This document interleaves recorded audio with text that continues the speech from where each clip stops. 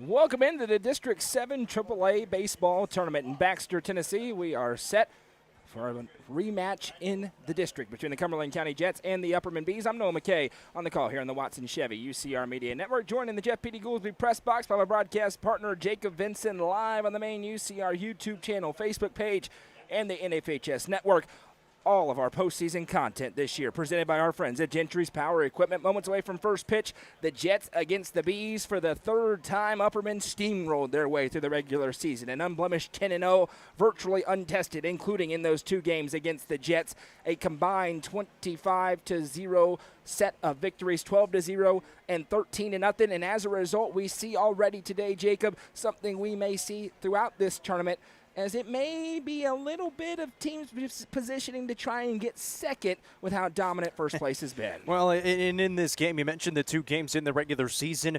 No starter in this game was a starter in either of those two games. Juju Yano on this side, Minyard on the other side for Cumberland County, so that's obviously a difference, and this is a huge advantage for Upperman using Juju Yano here in this one. Cumberland County hasn't seen him. We know he's a really good pitcher. They know he's a really good pitcher, but when you haven't even seen him in the regular season, it's really tough to get going against him here in the postseason. On the other side, though, for Cumberland County, they're going to have Minyard going on that other side, and it seems like they're maybe trying to save one of their best arms in Eli Ostrander, who he might be going maybe in a tomorrow game for a win-or-go-home type game, and we'll just have to wait and see. And well, leading it off is Mr. Ostrander himself, 0-for-5 yesterday against Livingston Academy. We'll see if he can get it going. Make no mistake about it, Cumberland County wants to win this baseball game, but the strategy being employed by Coach Tyler Thompson shows that he recognizes the situation. Eli Ostrander is being saved. Pitched yesterday, but under 25 pitches. He's eligible to throw today. It is Juju Yano, the right-hander, Roan State signee, on the mound for the Bees. His first pitch misses outside. He's been sensational this season. A 6-2 record, 1.71 ERA in 9 appearances. This is his 10th start of the season, as this one ripped by Ostrander. Long way for Holroyd, and he can't get there. This is extra bases plus some. Ostrander chugging around first. He's to second. No let up. Fallon is to it, and he will rip it back in. It is a stand-up triple for Eli Ostrander to open up the ball game for the Jets. It is Justin Fallon in center field. We'll talk about that, but a great start for the Jets, who know to win this one, they got to score a bunch of runs. That'll help them, and Ryder Myers will try to bring him home. Well, I just mentioned how he had a tough day at the plate yesterday, 0-for-5 with a couple of strikeouts against Livingston Academy in a game to make it here into this essentially second round of this district tournament that they won 9-7. And the first pitch waved at and missed here from Yano. As mentioned in his stats, 49 innings pitched. He's 63 strikeouts, 13 walks, 12 earned runs, and 38 hits. Batters hitting .212 against Julian Yano as that pitch misses up. Coming off his unquestioned best start of the season at Station Camp. An absolute gem of a performance, looking to build on it, but an early start for Cumberland County. That's better than anything Station Camp had in that outing, as the 1-1 waved at and missed that slider from Yano, and it's 1-2. Yeah, he was perfect through the first 4 innings or so in that game. Got into a little bit of trouble, bases loaded, able to get out of it, and then even a little bit more trouble in that 7th inning. The game-ending double play, and a nice scoop by Alec Wilson at the end of it as well. Ryder Myers trying to bring home Ostrander. The 1-2 slider again, this time bounces in. In the field today for the Bees, rookie Allison catches the balls and strikes. Alec Wilson's at first. Braden Green's at second. Carson Shoup's at third, and Chris Worsing is at short. Evan Huddleston bounces over into left field. The right fielder is Carson Holroyd, and a huge boost as Justin Fallon returns to center for the Bees. Here comes the 2-2 to Myers from Yano. High cheese fastball, fouled back, and we'll do it again. Yeah, a good battle early on from Myers. All he's trying to do right now, put it into the outfield. Doesn't matter if it's on the ground, in the air, just get it deep enough so you can score that first run of the game. 1 of 2 today here in this District 7 AAA tournament as the 2-2 from Yano. Another slider, called strike 3. A Thompson Machinery and Cat Rental Store strikeout for Julian Yano. Backwards K. Here comes Isaiah Shelton. He'll be followed up by Connor Hankins, who's the third baseman. Titus Ostrander is the right fielder. He bats 5th. Caleb Hahn is the shortstop, batting 6th. The first baseman, Jaden Hensley, bats 7th. Second baseman, Jake Christopher, bats 8th. David Gloop is the catcher. He bats 9th. Aaron Minyard not hitting. He's the pitcher today, as the first pitch in is a fastball out to Isaiah Shelton. Coming up later on today, the Stelton Memorial Panthers against the White County Warriors, who are red hot. It's going to be a fun matchup. The 1-0, the slider really working for Yano so far. That's at 68 on the gun, 1-1. Only about 82 on the fastball right now. We know he can get into the mid-80s, upper 80s at times, but a little bit lower here to start out the ball game. 1-1, that fastball misses a little bit low and outside. 2-1. Leadoff triple for Eli Ostrander. He's at third. And a strikeout. And now Isaiah Shelton trying to put the first runs on the board here for the upset-minded Cumberland County Jets. 2-1 slider. Wow, that is a good pitch right now. It's 2-2. Well, it's breezy out today as well, and it's kind of swirling around. We were kind of talking about it before. It may not look like it super windy here down low, but up in the air, it is very windy. 2-2. He threw it again, and he got another. Thompson Machinery and Cat Rental Store strikeout. Back-to-back Ks for Yano. He's back in it. Connor Hankins trying to find a way to bring Ostrander around. And you saw the infield start to come in a little bit there with the 2 strikes. Now they back up with the 2 outs. Obviously still cognizant of that runner over at third base, but now it's Juju Yano's turn to try to get this final out. First pitch in, misses a little bit out to Hankins, the cleanup batter. Mentioned the last outing for Yano. I mean, he was so good in that one. A complete game, 14 punch-outs, no walks. He allowed 1 run on 6 hits. As that one misses outside, and it's quickly 2-0 here to Hankins. And the big thing for Cumberland County right now, if they're able to scrape this run across, it would be the only run that they have scored against Upperman this season. I've only played 10 innings against them. 2-0, that's a good pitch, 2-1. The most experienced umpire in the Upper Cumberland behind the plate. We know exactly what we're going to get. The pitchers know it as well, as do the hitters. As there's another slider in there for a strike, 2-2. We have a smile on our face when he walks in to the ballpark. That's all you're looking for, consistency behind the plate. And the 2-2 for Yano, slider, and this time Hankins fouls it off. This is a big rally from Julian Yano after the leadoff triple. He's thrown 18 pitches here in the first inning. And a lot of them have been that slider, and he's got it working well early on. 2-2, fastball, just foul tip back, and something we will watch throughout this tournament, of course, the pitch count. Upperman has the luxury of 3 big-time arms in their rotation, Yano, Wilson, and Worsing. That means it's Julian Yano's day today. They're not going to be watching that pitch count. Here comes the 2-2 slider, this one, and somehow got the barrel onto it, but it goes foul. Hard hit right into the Baxter Swarm concessions. They were watching it, fortunately.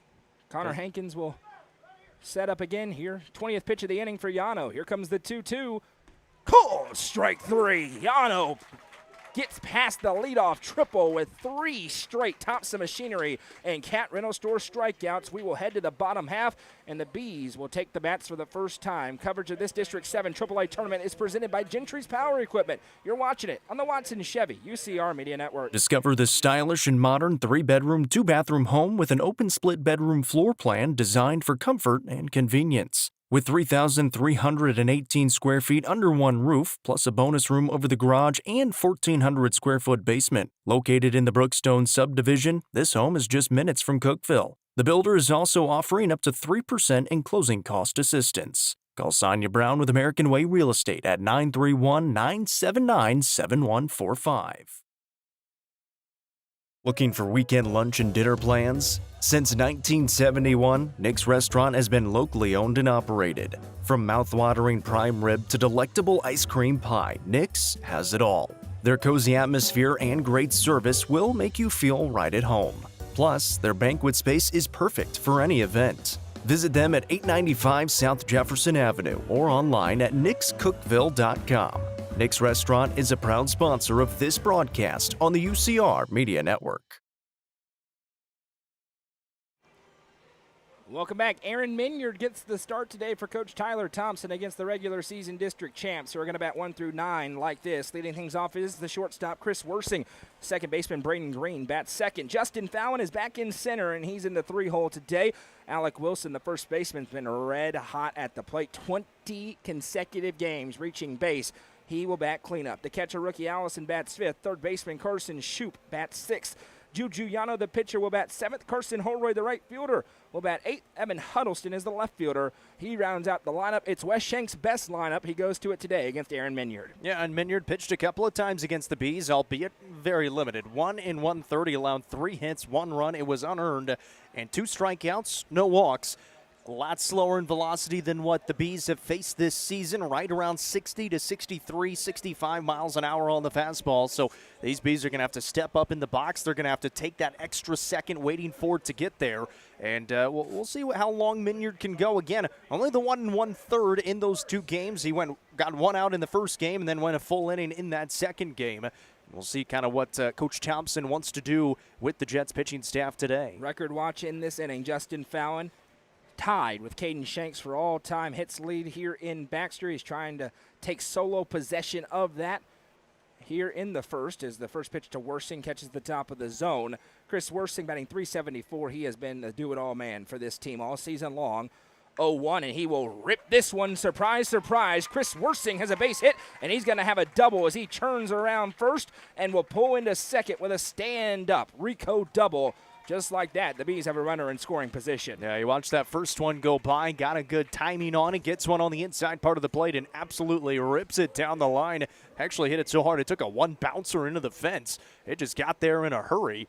You already got a runner in scoring position early on in this one for the Bees. Fifth double of the season for Chris Worsing. He pulls into second, and a lot of those have been recent. He was all singles for a long time this year. Here comes Braden Green climbing in, second on the team with a .380 batting average. He has 2 home runs. That leads the team, 12 RBIs, a .489 slugging percentage. Aaron Minyard out of the stretch, checks back towards Worsing, delivers home, and the Bees watching as that one misses a tick up to Green, 1-0. Appreciate Gentry's Power Equipment. My goodness, how good have they been to us here at UCR. I was over there earlier today, your local Steel and Exmark dealer. Now's a great day to go in there with the weather out and get you a brand new lawnmower. You don't need that, you need a weed eater. You don't need that. Maybe yours is a little bit wonky, you need to get it serviced. They can handle that as well on Buffalo Valley Road in Cookeville. You'll hear from them during every broadcast as they present our postseason coverage. The 1-0 coming to Braden Green from Aaron Minyard. He shows bunt. That one bounces in, and Chris Worsing will pull into third on the wild pitch. And a good job by Chris Worsing. Read it perfectly, bounces off the side of Gloop behind the plate and able to take third base. And, well, Cumberland County, they had a runner at third and nobody out, unable to cash in. We'll see if the Bees are able to switch that trend and try to cash in with a 2-0 count to Green. David Gloop's the catcher today. We'll tell you about the alignment after the 2-0 to Green. He takes a healthy hack at this one. Could be a break for the Jets. Into foul territory against the wind, backing up and making the catch. Sticking with it is Connor Hankins for out number 1. In the field today, David Gloop is catching. Jaden Hensley's over at first. The second baseman is Jake Christopher. Over at third, as we just mentioned, is Connor Hankins. The right fielder is Titus Ostrander. Ryder Myers is in left, and Eli Ostrander is the center fielder. And here's Justin Fallon trying to become the all-time hits leader in Baxter here. The Tennessee Tech signee batting a measly .479 on the campaign. And my goodness, how good did he look on the mound in their last outing against Lebanon. First pitch misses up to Fallon, 1-0, and he mowed through the Blue Devils. It was absolutely clinical, and we have seen Justin Fallon pitch before. We have never seen him pitch that well. Yeah, it was sensational. He worked off the breaking ball a couple of times with the heat in the 90s. This one, and he's trying to do it in sensational fashion by parking it, fouls it back, it's 1-1. And not only that was at a big time in that game. He needed to close the door to give his offense an opportunity to cash in the bottom of the 7th, and he was able to do exactly that. Feels like that's going to be his role potentially, coming in to slam the door in these big postseason games. If he can do that, this is a B team with really, really high aspirations. Here comes the 1-1 to Fallon, and he will rip this one, angling into left, but it goes foul, and 2 hops into the chain link fence, and it's 1-2. Yeah, again, that's kind of the same spot where Chris Worsing got it on that inside half, able to turn on it, just couldn't quite keep it fair. Pretty good day for baseball today. Fantastic day, but it is a little bit breezy, as we mentioned, but 74 degrees. Here comes the 1-2 to Fallon, and he will foul this one into himself again, and we'll do it again. And we were worried about the possibility for storms. They still could pop up, according to our friend Anthony Taylor with Upper Cumberland weather, but right now, fantastic, partly cloudy skies over the ballpark in Baxter for a 4 o'clock start. Kind of passed through earlier, just after lunchtime, and it looked like it just missed us north, and so it's nice and dry here in Baxter. The 1-2 to Fallon. He will roll this one over to third, fielded cleanly by Hankins. He looks Worsing back, throw is offline, but Fallon, he's still not digging. He wasn't going to get there anyway. He'll be tagged out for out number 2, and now Aaron Minyard trying to do what Juju Yano did, strand a runner at third after a leadoff hit. I was just going to say that same thing. The Cumberland County Jets got the triple from Ostrander, who makes it all the way to third base. He gets stranded over there at third. Worsing rips the double, advances on the pass ball, or the wild pitch, I should say.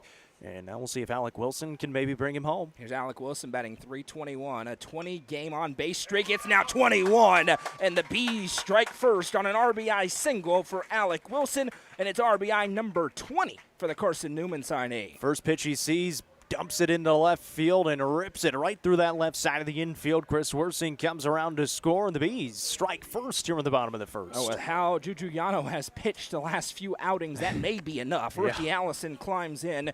He'll be looking for more. He's batting .267 on the campaign with 17 RBIs. He hit his one home run in his high school career in Cumberland County, or in Crossville rather, against the Jets in their last meeting. So did Alec Wilson. That was a windy day as Allison flicks this one, and Ostrander knows he can't get there to one hop in front of him. And it's back-to-back first pitch singles for the Bees. Rookie Allison heads to first. Probably will prompt Cody Lowe on to run for him, but we'll wait and see. Yeah, and good to see Rookie Allison back out there, taking that shot to the neck the last time they played here in Baxter against Lebanon. Had to come out of that game, though, was with really only needed one more pitch to get out of it. They will bring a runner on for Rookie Allison. That's going to be Rylan Case. He's not in the outfield today, so that's a luxury for Wes Shanks. Case can come on and run. Here's Carson Shoup. He's batting .276 with 16 RBIs. The Bees have 1, 2, 3, 4, 5, 6, 7, 8, 9 players. Everybody in the order today has double-digit runs batted in this year. And Shoup will roll this one over. Hankins reads it well on the hop, throws to first in time, and that will retire the side. The Bees strike for one, but the Jets strand two. We'll head to the second in a 1-0 ball game. Coverage of the District 7 AAA tournament is presented by Gentry's Power Equipment on the Watson Chevy UCR Media Network. What if opportunity was all in a day's work? We find new ways to make vacation dreams a reality. And that inspires me to do my best work every single day. What if you can make a real impact in people's lives with a team that cares? What I do matters, not just for guests, but for my team. We rely on each other each and every day. What if your work inspired fun and moved people? We put the world on vacation. Our job is to make people happy. Inspiring travelers around the world to live their best lives never stops being fulfilling. At Travel and Leisure, what if can be what is. Stop wondering. Join the travel movement and start a career where memories start with you.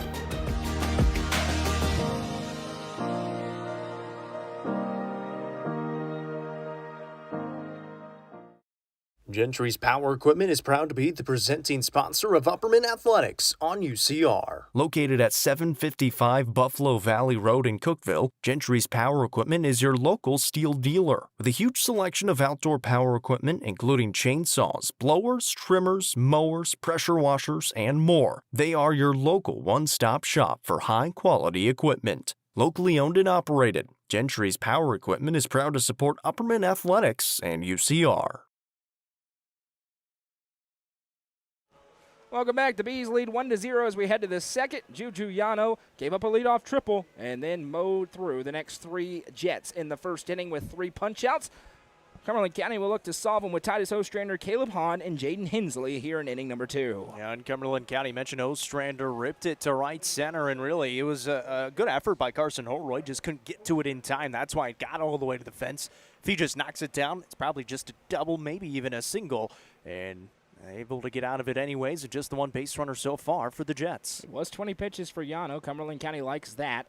They would love to get into the bullpen today and see a Carson Holroyd. And that is not what you want to see. Yano kind of stretching out that arm after that last pitch. See if that's just a adjustment or if he's feeling something. That one misses low and outside. He's really... Something doesn't look right about Juju Yano with that right arm right now. It's 2-0. He goes right back to work. And that one tips out of the glove, and it's quickly 3-0 now. You mentioned the velocity, about lower 80s right now, but that's not uncommon for him at the start of games. Kind of Takes him a little bit to ramp it up there. Titus Ostrander probably in take mode to 3-0. Nope, he chops it foul, and it's 3-1. A big reason why. He had a great day yesterday against Livingston Academy, going 3 for 3, 3 runs driven in, 3 runs scored.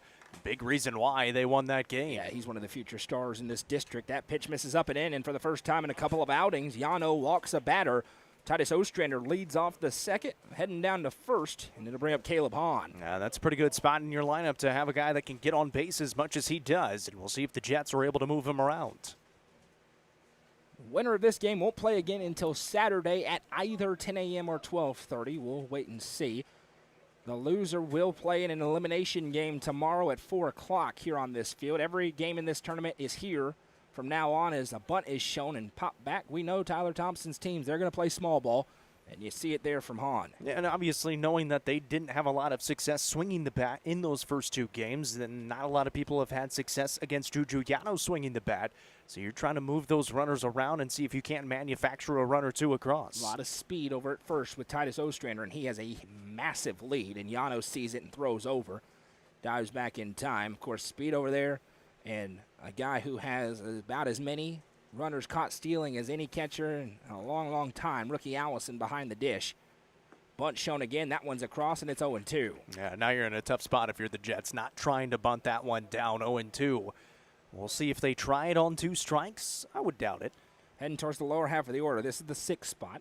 The Bees will have 7, 8, 9 due up in the bottom half. Another big lead for Titus Ostrander. Yano with a long look towards him. And again, Yano changing up the tempo, slides, delivers the slider, and it's 1-2. It's a really good pick by rookie Allison, especially on the slider. If that gets away, then you're essentially conceding second base. He's able to stay in front and keep it there for at least another pitch. Ostrander, he knows he's got a beat on it against a right-handed pitcher with that lead. The 1-2, that one misses, and it's 2-2. Good selection right now for the Jets here in the second inning. Yano trying to get back into it after being ahead 0-2. Jets, all they're trying to do right now, get that runner on second base with 1 out or less. Comes the 2-2. That's right there. Called strike 3. Throw behind the runner at first. Tag not in time. It's the 4th. Toss the machinery and Cat Rental Store strike out for Juju Yano, and it's the 3rd that has been looking so far. Yeah, and the Jets, I don't know if they're just not picking it up. They're expecting slider, getting fastball, expecting fastball, getting slider, but obviously haven't picked it up well outside of Eli Ostrander, who let it off. Here's Jaden Hensley, the first baseman. He's trying to do some damage, potential tying run at first here early on. We're in the top second in Baxter. Hensley, the first baseman, looks in towards Yano. That one misses and gets away. Big bounce, but it's going to be an easy take to second on the wild pitch for Titus Ostrander, and now in scoring position he goes. Yeah, you mentioned having a lot of speed. Even though it got that big bounce back to rookie Allison, it didn't really matter because he's able pretty much already at second base as it gets back to rookie. Yano does not look very comfortable right now. I don't know if you're picking up on that too, Jacob. He's throwing, he just got a strikeout, obviously, but here comes the 1-0. That one's across, and it's 1-1. And I was wondering if does he normally wear the sleeves? There's a lot of adjustments with the sleeves. It's a warm day. Here comes the 1-1. That one misses. He's clearly not comfortable with the sleeve. That may be it. Every time he's throwing it, he's pulling it up, trying to get it off. Obviously, an earlier start time. They haven't played a 4 o'clock game, at least not. They played 4:30, I guess, at Cumberland County back when they played in Crossville. But normally you're not playing this early in the day on a normal playing day. After a step off, Yano now quickly delivers. This one rolled over towards Worsing. Fields cleanly at short, throw to first in time. Runner moves up 90 feet. There's the second out. Now Jake Christopher, multi-sport athlete, also a basketball player for the Jets, will climb in. Same situation they had in the first, trying to cash in. I was just going to say that they did what they wanted to do. They moved the runner around to third base, but can you bring him in? You're going to need a base hit most likely to do so, so it's got to be something into the outfield and down. First pitch swinging here for Christopher, fouled back. Second baseman today in the field. And after seeing that swing from Christopher, if I'm Yano, Christopher, he kind of does it. Just how he swings, he kind of steps towards third base. You work that outside part of the plate, he's going to have a really tough time reaching it. Comes the 0-1. He throws the slider this time, and it's quickly 0-2. That's the first non-strikeout out of the game for the Jets on that grounder. Now here's the 0-2. Swung on, and that is going to tie the game into right field. Jake Christopher does the job with the RBI single. First run scored by the Jets against the Bees here in their 3-game slate. Yeah, that's a heck of a job with 2 strikes on you. Again, outside part of the plate, and said he probably wasn't going to be able to hit it, but he was able to do so and puts it through that right side. Nobody on that right side of the infield able to get to it. Plates the tying run, and a nice job by the Jets. That's what you're looking for. Just keep it close, keep it competitive, and see if you can't get it late and keep it close. Here's David Gloop out of the 9-hole trying to flip the lineup over. The runner at first, and that run that pitch count up to 36 for Yano so far. Here for the upset-minded Cumberland County Jets. First pitch slider. It dove a long way and caught the zone 0-1. He might be getting a little bit of help from the wind as well, kind of blowing from the third base dugout out to right field right now. Yano trying to get out of the inning. The 0-1 there's kind of weakly waved at, and that will send Julian Yano into full-on attack mode. Anytime you get a swing like that, kind of the uncompetitive swing, you know you got him where you want it. Gloop trying to battle in. Here comes the 0-2. That one ripped the slider off again. We'll do it again at 1-2. Yeah, I mean, I wouldn't be surprised if you throw it one more time. He already got a couple of not great swings on it. That time he was tracking it the whole way, just didn't quite wave at it. Here comes the 1-2. Fastball. This one chopped foul in the inside corner. And 40 pitches now for Yano. That's a big number. It is. Especially through 2 innings. For the Bees, who expect to have Chris Wersing on Saturday, Alec Wilson then on Monday. 1-2 slider, that's nasty. Called strike 3. The 5th Thompson Machinery and Cat Rental Store strikeout of the game for Yano, but not before the Jets even up the score with the RBI by Jake Christopher. We'll head to the bottom half, all tied up at 1. Coverage of the District 7 AAA tournament is presented by Gentry's Power Equipment on the Watson Chevy UCR Media Network. Proudly introducing Upper Cumberland Generators for all your home power solutions. Locally owned and operated, Upper Cumberland Generators are here to make sure you have peace of mind no matter the situation. With new and reliable generators. Call 931-265-1702 for more information or to order yours today. Upper Cumberland Generators is proud to support this broadcast on the UCR Media Network. Turfmasters Landscape Management has been serving the Upper Cumberland since 1996. They offer a variety of services, including lawn maintenance, landscape design and installation, landscape lighting, irrigation systems, and more. For more information, contact Matt Wilson at 931-261-1587 today. Turfmasters Landscape Management is a proud sponsor of this broadcast on the UCR Media Network. Yesterday was the first day of the District 7 AAA tournament. The Cumberland County Jets got a 9-7 victory over Livingston. Livingston roared back late, but the Jets turned a critical double play in the 7th and hung on to win it. White County rolled past DeKalb County. How about a 10 spot in the first inning to get it done 14-0? That sets up the Warriors against the Stone Memorial Panthers after the conclusion of this game. That'll be in a news stream right back here in these same places, Facebook, YouTube, and the NFHS Network. Here in this one, all tied up at 1. 7-8-9 due up for the Bees. Yano, Holroyd, and Huddleston as they look to regain the lead against Aaron Minyard. And if there's anything we know about 2 through 6 in this district, it is very, very competitive. So that 7 o'clock game should be a lot of fun coming up in a little bit. But great job by the Jets answering back. Have got a couple of base runners on. They moved him around there in that second inning. And the big thing was, you mentioned it, the pitch count now for Juju Yano, 41 pitches when he comes back out in the third inning. You only get 120, and so he is obviously well into that 120. We'll keep an eye on the 8 AAA tournament. Similar to this one, there's a heavy, heavy favorite out there, Tullahoma. But you never know what will happen, and it is high school sports. That's why you play the game. So we'll let you know when we get scores from that one. Here's Juju Yano. He is really good. 329 on the campaign. He leads the team with 24 RBIs. He hit his first career home run the last time out as he watches the first pitch across for strike 1. It looks like the Bees taking the first pitch every time.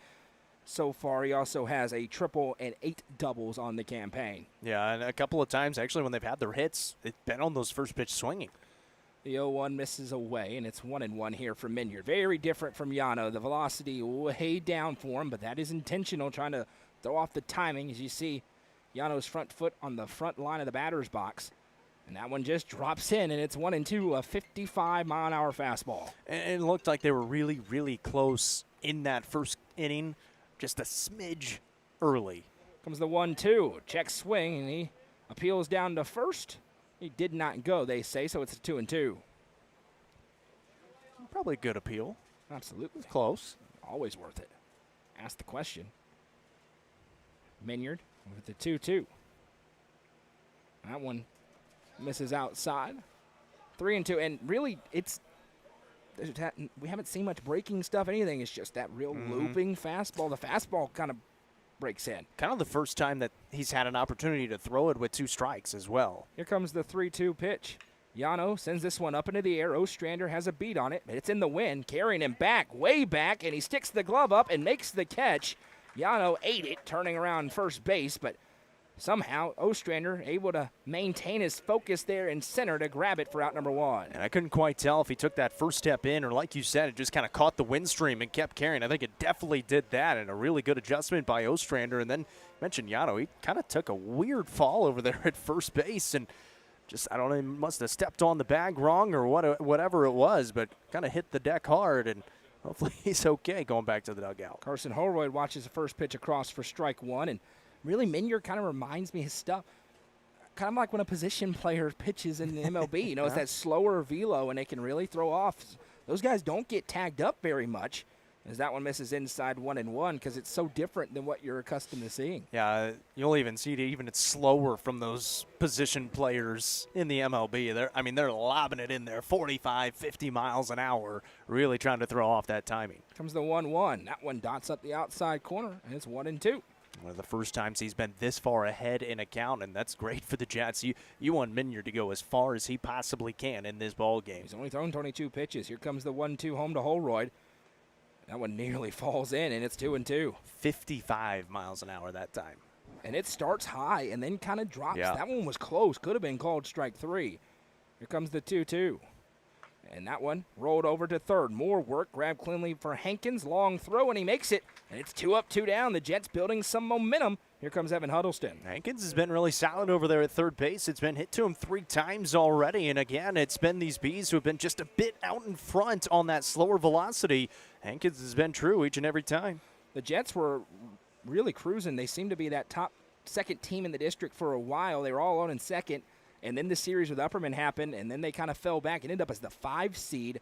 But you're starting to see the way they played earlier in the year over the past couple of days as the first pitch bounces into Huddleston for ball 1. Yeah, that last week of the regular season, especially in district play, was insane for those bottom 4 or 5 teams.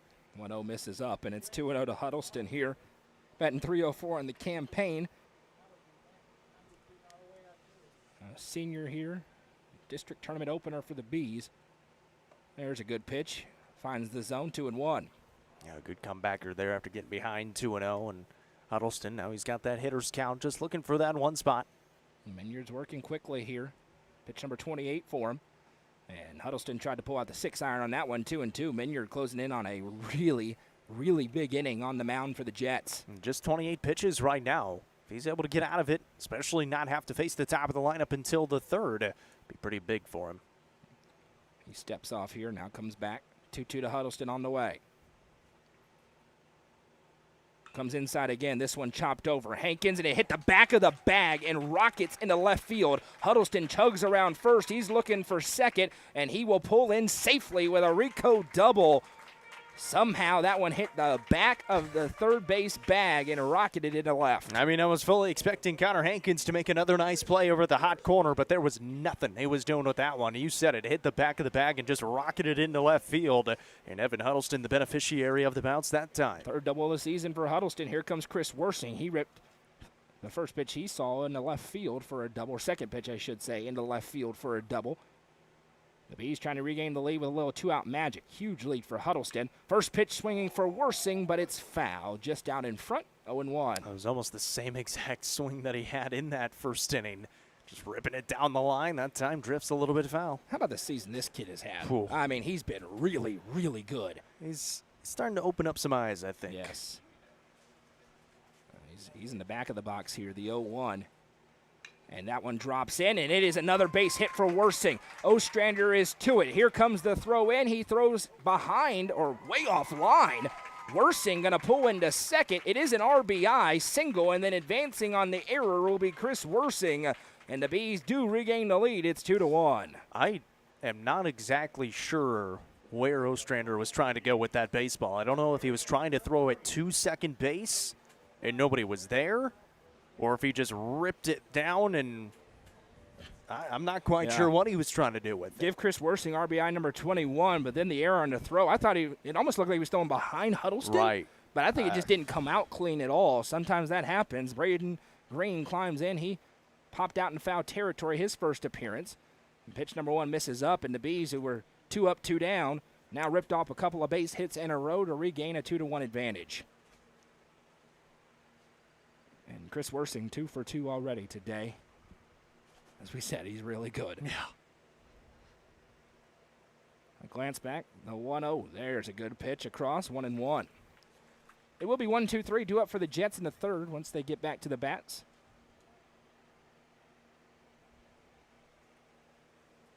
Now 33 pitches for Minyard, who's trying to hunker down.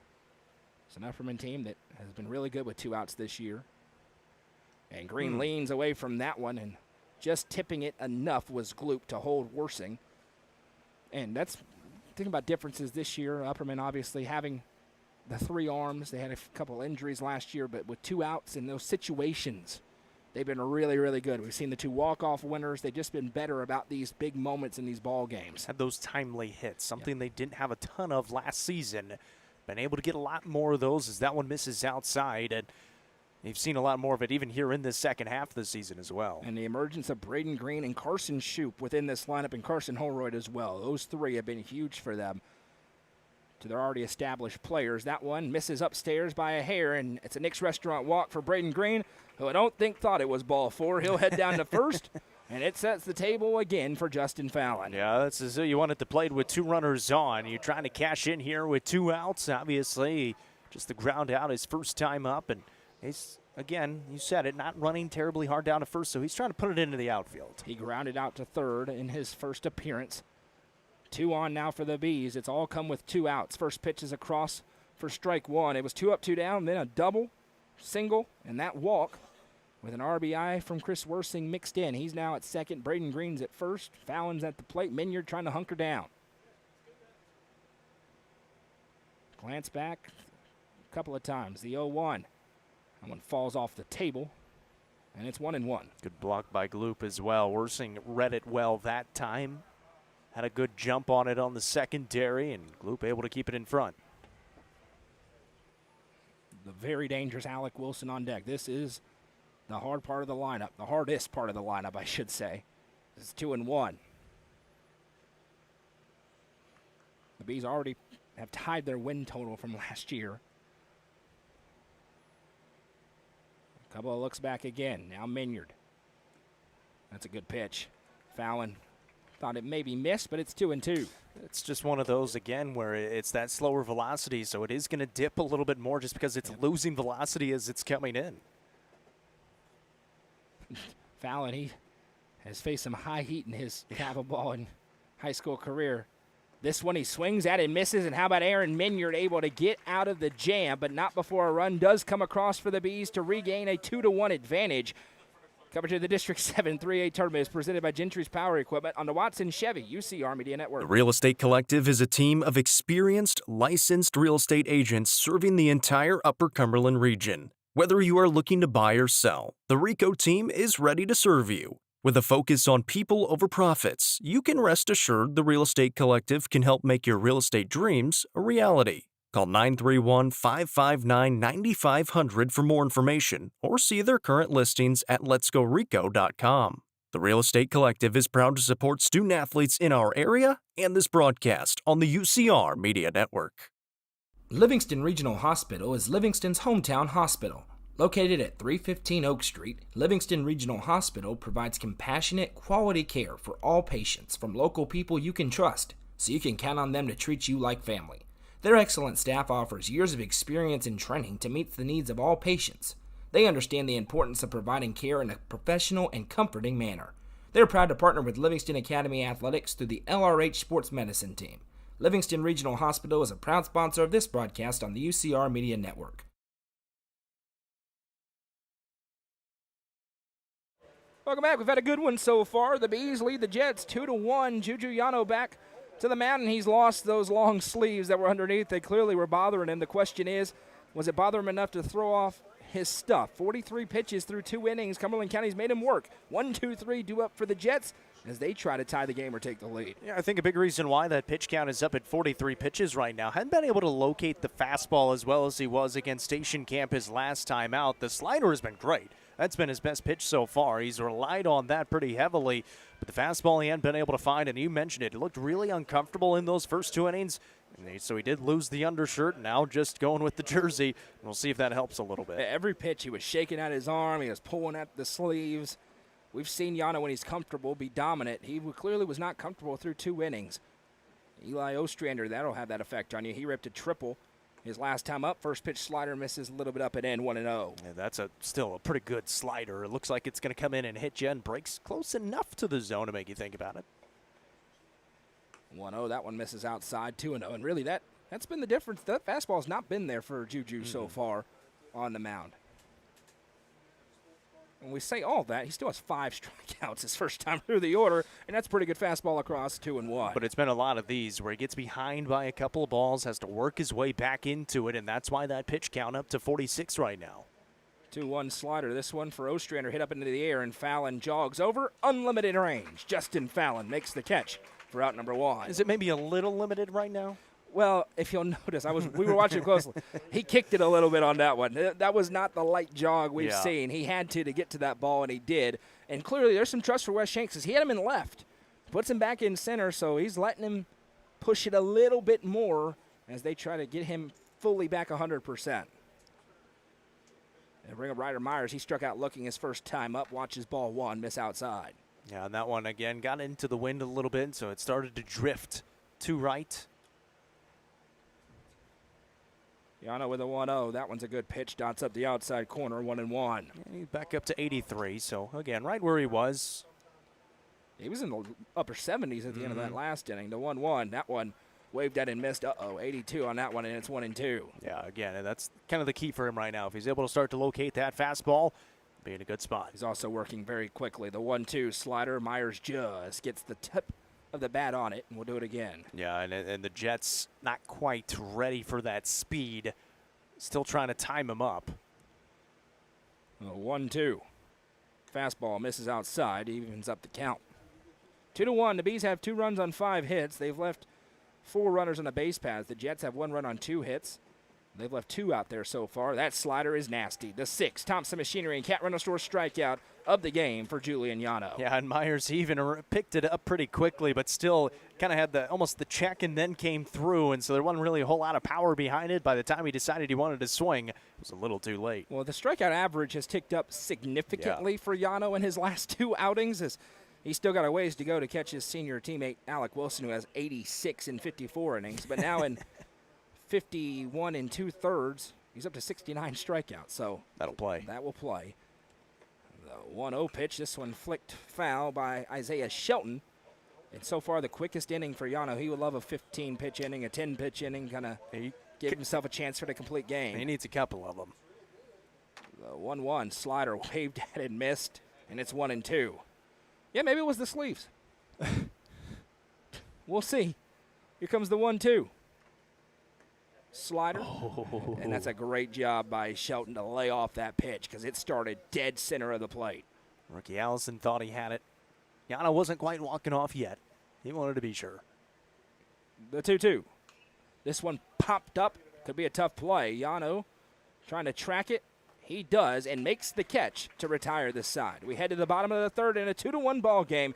This is the District 7 AAA tournament presented by Gentry's Power Equipment on the Watson Chevy UCR Media Network. The Real Estate Collective Land and Farm Team represents a dedicated group of individuals possessing a wealth of expertise in land and farm sales. They possess a range of resources at their disposal, all aimed at showcasing the innate qualities of each property. Call 931-559-9500 for more information or see their current listings at letsgorico.com. The Real Estate Collective Land and Farm Team is proud to support student athletes in our area and this broadcast on the UCR Media Network. Tee Up is the Upper Cumberland's brand new indoor golfing experience. With 3 state-of-the-art simulators, you can work on some of the world's best courses, all in the comfort of their climate-controlled facility. You want to know how you can improve? See everything from club speed to spin rate in seconds. Conveniently located at 141 4th Street in Baxter. Stop in. Visit them online at teeupgolfclub.com or call them at 931-559-GOLF to reserve your simulator today. Tee Up is proud to support this broadcast on the UCR Media Network.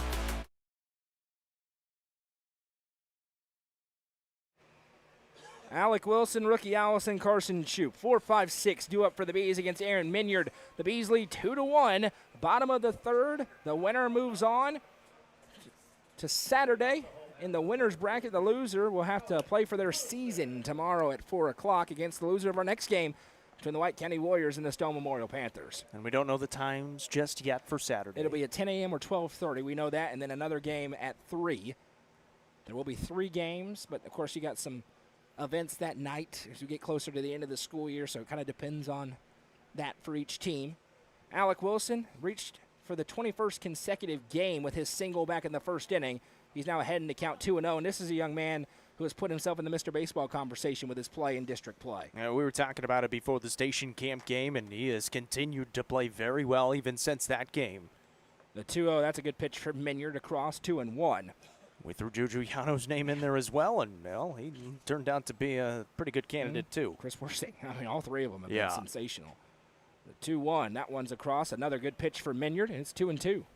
You can tell Alec Wilson wanted that one, thought it was going to miss just outside. Now he kind of knows where that outside corner is. Minyard working quickly, the 2-2.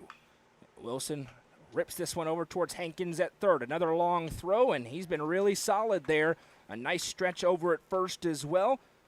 And for Jaden Hensley there, and it'll be 1 up, 1 down. He's been really good. It was just the one that hit the back of the bag that he couldn't do anything about, and he's gotten every single other one that's been hit to him. Rookie Allison will climb in. He's singled in his first plate appearance here. Minyard giving Tyler Thompson everything he wanted. They wanted a chance in it.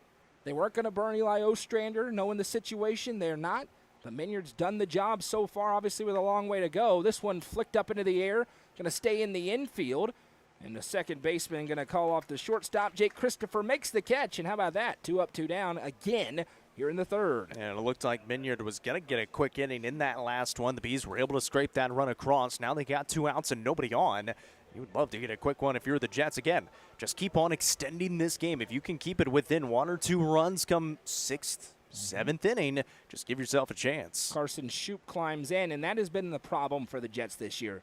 The 1-inning blips. Yeah. They had it yesterday against Livingston. Their lead was just big enough, and they've had it against Upperman, and it's led to run rule victories as they won the first 2 games and combined 25-0. But they've had great stretches like we've seen so far today of really solid baseball, and then one bad inning will happen, and that will change the game. Well, we've seen Coach Thompson. I mean, he's proved that he can win no matter where he's at. He assistant here at Cumberland County before, was able to win games here in the district tournament a few years ago. Then obviously goes to White County, tries to build that program. The job comes back open here at Cumberland County, and he's done a great job this year back in his first season as the head man. Next pitch missed up, and David Gloop wants to have a word with Minyard, so he goes out to him. It's 2 balls and 1 strike to Carson Shoup. I'm interested to see, depending on how long he wants to leave Minyard out there. Yep. He's at 49 pitches right now. I think you got to let him throw as long as he's doing what he's done Sure. so far. You know, he's giving you a chance to win the baseball game. 2-1. That's a strike. 2-2. You just got to somehow try to figure out Juju Yano on the other side, which is obviously much easier said than done. And he seemed more like Juju Yano in that last half inning. The 2-2. Shoup sends this one into left field. Long way to go, but a great beat on it there. And a little bunny hop to make the catch in left for Ryder Myers, and it's a 1-2-3 inning for Minyard and the Jets defense. We head into the middle frame, still 2-1. This is the District 7 AAA tournament presented by Gentry's Power Equipment on the Watson Chevy UCR Media Network. Are you looking for the best dining experience in the Upper Cumberland? Visit Fire and Vine in Cookville's historic West Side. Fire and Vine offers great service and a unique menu, including mouth-watering deep dish pizza, delectable beef, chicken, fish, and more. Take in stunning views from the rooftop while enjoying your meal. Come and experience the charm and flavor of Fire and Vine, your new favorite spot for a memorable dining experience. Fire and Vine is a proud sponsor of this broadcast on the UCR Media Network. Let the bidding begin. It's time for the show, and you know it's gonna go high. There's a buzz in the air, and people come from everywhere to hear the auctioneer cry. The sound of the gavel never gets old when you hear an EJ say so. Live or online, we handle auctions of any kind. Call Amanette's Eagle Auction at 526-5335, where we soar higher.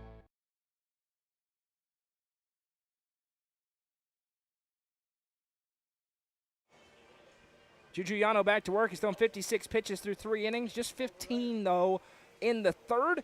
The Jets trail 2-1 as they come back to the plate with 4, 5, 6 due up, and they're getting the start they need out of Aaron Minyard. The problem is Juju Yano started to find his stride on the mound, and he's been one of the best pitchers in the classification this season. That's what makes this Upperman team so dangerous. They threw Alec Wilson and Chris Worsing in the 2-run rule victories in the regular season. Guess what? They still have Juju Yano, who they can throw here in the postseason, and that's exactly what they're looking to try to do here in this district tournament. Juju Yano, Alec Wilson Saturday, Chris Worsing Monday in a district championship game if they're able to go through those 3. Top 2 teams in baseball and softball make it out into the region. Different than basketball where it's top 4. So all these games, very important. First pitch swinging here. It's up into center field, into the wind, but Justin Fallon tracks it the whole way. And a 1-pitch out, I believe, maybe for the first time in the game, Connor Hankins flies out. And that's exactly what Juju Yano was looking for. Got a pretty quick outing in that last inning, about 12 or 13 pitches. Only at 58 right now. Would love another 10 to 15 inning.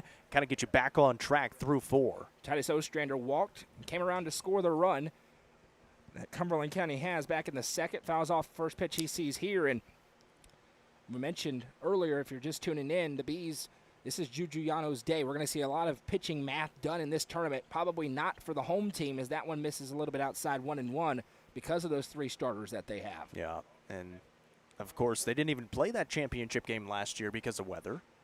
And it's not impossible that they wouldn't this year. That was close. And Yano, I don't think, wanted the swing. I think he wanted the strike call, but yeah. The home plate umpire appeals down. It's 2-1. Well, yeah, it was more of a, he was trying to get out of the way.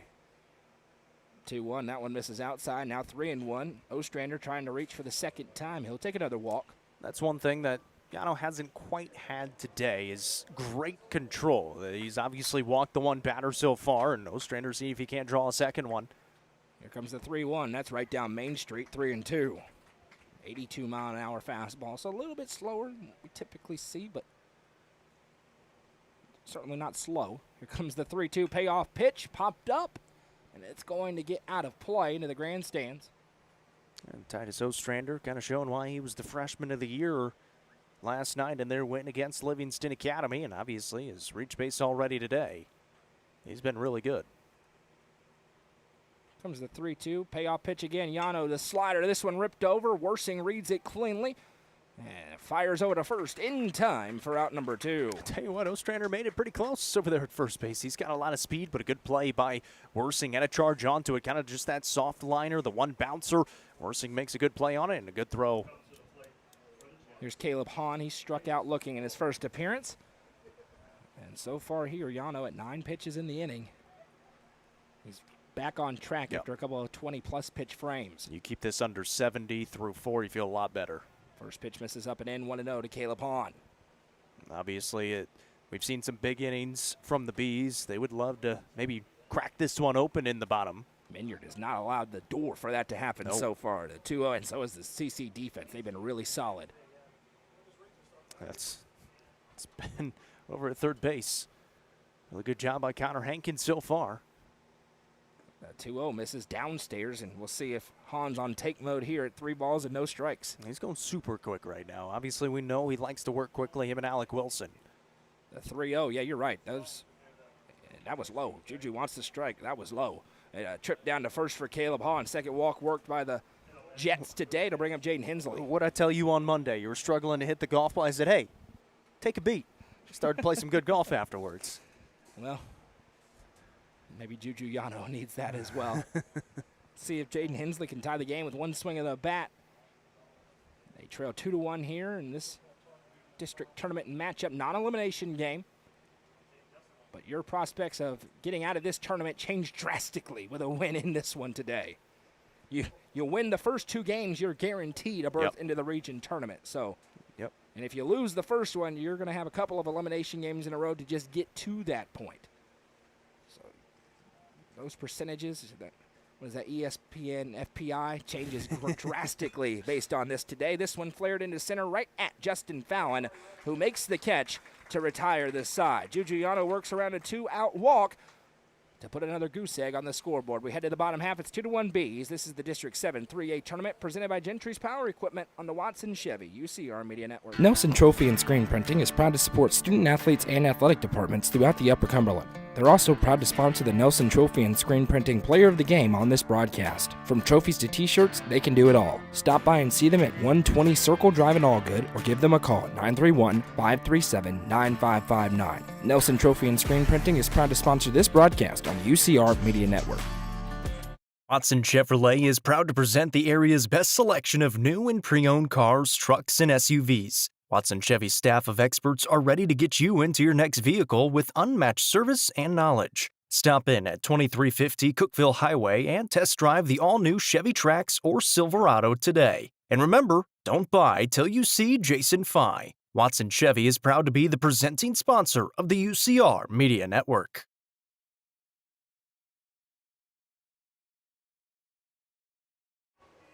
7-8-9, due up for the Bees. Aaron Minyard's done exactly what Tyler Thompson needed him to do. He's given his team a chance, but it doesn't get any easier against the lower third of this Baxter order. 51 pitches for Minyard here in one of his first starts of the season. He has had a couple so far, but this certainly his longest outing from that starting position, and he has thrown off the Bees with this slower velocity. He just got juked out by one of his teammates as well, who was coming out to talk with home plate umpire. He thought he was going to run in front of the plate and started into his windup and had to come to a stop, but he has been really, really good. Only 51 pitches through the 3 innings of work so far. He's only allowed the 5 hits, and the important number, just 2 runs across, and that's pretty darn good against this Upperman offense, who put up 13 and 12 in the 2 regular season games. Julian Yano climbs in. He flew out to center in his first plate appearance. It actually got fairly close to getting out of here. Eli Ostrander tracked it really well against the jet stream.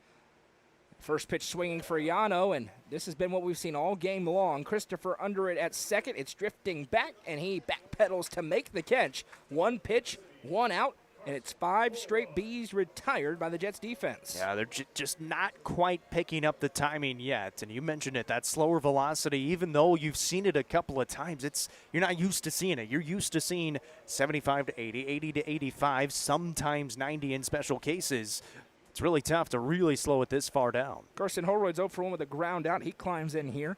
It was 7-8-9 in the second for the Bees. 2 up, 2 down, and then a run came across. Minyard hoping history does not repeat itself. That one swung on and missed, and it's 1-1. And Petey next to us saying, hey, you know what might help him? Step up in the box. Get a little bit closer. Yeah, and Holroyd's got about a foot in between his front foot and the line. He'll rip this one and says, shut up, Noah and Jacob. And that's a single for Carson Holroyd as he puts it in the left with 1 out. Here comes Evan Huddleston. Yeah, that's what they needed. Get a runner on with 1 out, see if you can move him around. I don't know if the bunt would be on. We'll see. Evan's swinging it pretty well. He hit a double. It was an unconventional one. Hit the back of the bag over at third in his first plate appearance. He's got a runner at first now with 1 out. And the very dangerous Chris Worsing looming on deck. And if you're the Bees, you would love to get a couple across here. Just get that momentum going on your side and trying to start rolling. Couple of glances towards Holroyd. Huddleston does show bunt and sends it foul on the third base line. Holroyd this season 6 for 7 stolen bases. Leads the team. Now that was a pretty darn good bunt. It just rolled foul. It only went maybe halfway up that third base line.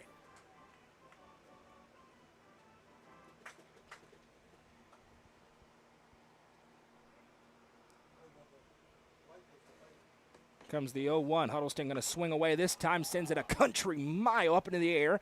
Christopher is called off by his teammate, the shortstop Caleb Hahn, and that is a big second out, another pop out in the infield for the Bees. Yeah, that's really big, especially with a runner on first base. Now you got to face Chris Worsing. Much better to do it with 2 outs than 1.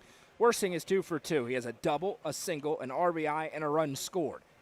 And he has been the one that's kind of really ambushed Minyard out there on the mound. He's been very aggressive at the plate, sitting back on these pitches. He's got home run power here in this park. Don't know if the wind will allow him to hit it out to left today, but we'll see. Yeah, you'd have to tank one to get it out to left right now, and he will rip this one again foul.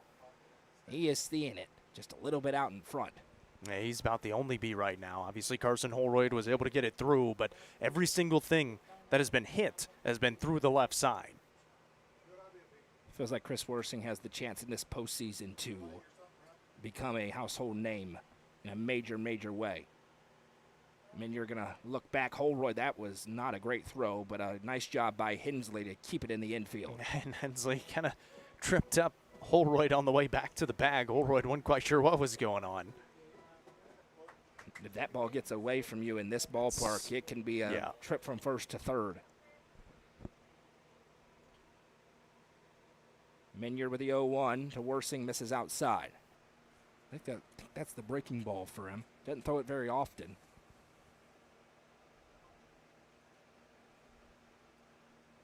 Holroyd with a healthy lead over at first. Minyard working quickly. That one gets away, and it will be a trip into scoring position for Carson Holroyd on the wild pitch. And that's big for the Bees. We saw it pay off in that first inning, able to bring that first run across. And Chris Worsing was able to advance up to third base and able to bring it home. And now we'll see if he's able to cash in on it with a runner in scoring position. 61 pitches now for Aaron Minyard. He's mostly been a spot reliever towards the end of games this year for the Jets, but he's given them an extended start. The 2-1. That one misses inside and again bounces away. Another one to the backstop, and Holroyd now 90 feet away. A 3-1 count to Worsing. Braden Green is on deck. This is a dangerous spot for Cumberland County. You really don't want to let that run come across. But at 3-1 with one of the best hitters at the plate for Upperman, you got to make some really good pitches. Sophomore climbs in. Chris Worsing, hitters count 3-1. Minyard knows it. Can't make a mistake. Comes in. That one misses outside. Ball 4. A Dick's Restaurant walk for Worsing, who's now reached 3 times in 4 innings. It'll bring up Braden Green. 0 for 1 with a walk and a flyout so far. And here comes Tyler Thompson at 63 pitches. And we'll see if he's going to make a move here on the mound. And I was just going to say, if you're expecting to maybe play a couple more games, you might try to keep him under 75 just to try to save him for maybe a Monday game if you're able to get to that point. And you run those both ways. You're in this baseball game at 2-1. If you make a change and somebody other than Minyard isn't throwing as well, and you lose this game, you think back, man, did we have a chance to win it? But Yano has started to find his stride on the other side, and it's going to be Minyard for now, at least for 12 more pitches he has. And just a word here from the head ball coach. You're probably not going to Ostrander as well. You mentioned it. He pitched yesterday, kept it under those 25 pitches. And you also know, if you're Tyler Thompson, who is looming on deck. Braden Green's a really good hitter, but Justin Fallon is waiting, and it'd be the looming. That's all caps, looming when he's on deck. Interested to see how Cumberland County plays this first and third as well. Obviously, Worsing, not the fastest guy in the world, but you do have speed over at third base. He's 2 for 2 on the season, stolen bases. He is. Minyard going to have to keep it, though. He's had a couple of wild pitches here. Good first one across on the inside corner to Green, 0-1. Kind of settle the nerves a little bit, get ahead in a count. Yeah. Green hadn't been terribly aggressive at the plate so far today. Yeah, if you can get this out, if you're Minyard, my goodness, how much momentum is that heading into the 5th for the Jets as they try to steal one in this district tournament. Worsing takes off. The 0-1 misses inside. They are going to throw down. It's offline, but a very nice job by Caleb Hahn to adjust and keep that in the infield. It's a Turfmaster stolen base for Chris Worsing. And you see what Worsing did there as that throw's coming in. He actually paused a little bit, trying to maybe get in a run down, see if he could bring that run home. Instead, he just takes second base. The pitch missed. It's a ball, so 1-1 here to Green. And he will rip this one. Ostrander takes a step forward. He has a beat on it and makes the catch. And a great job by Aaron Minyard and the Jets defense to strand two Bs in scoring position. We'll head to the fifth. It's still 2-1. This is the District 7 AAA tournament presented by Gentry's Power Equipment on the Watson Chevy UCR Media Network. The Quality Family, a local company supporting and caring for our local communities. The Quality Family offers services to get you back to the game. From bracing to oxygen and everything in between, we can meet your medical equipment needs with Buckeye Home Medical Equipment. If you have an in-home need for strength and conditioning, for example after a surgery or injury, Quality Home Health is available to provide individualized care while you are on the mend. For those with end-of-life diseases, Quality Hospice is available to provide nurturing care during those difficult times. Choose the Quality family of services for care within your community. Visit thequalityfamily.com to navigate all we have to offer you. The Crouch team with Highlands Elite Real Estate proudly presents this beautiful 2-bedroom, 2-bathroom home located in the quaint Magnolia Creek subdivision. Explore tiny home living in this 1,008 square foot home. Built in 2023, this kitchen has all stainless steel appliances and beautiful countertops. This home has a back porch, carport, and extra storage room. For more information, visit chadandamycrouch.com or call 931-979-1191. The Crouch team with Islands Elite Real Estate is a proud sponsor of this broadcast on the UCR Media Network.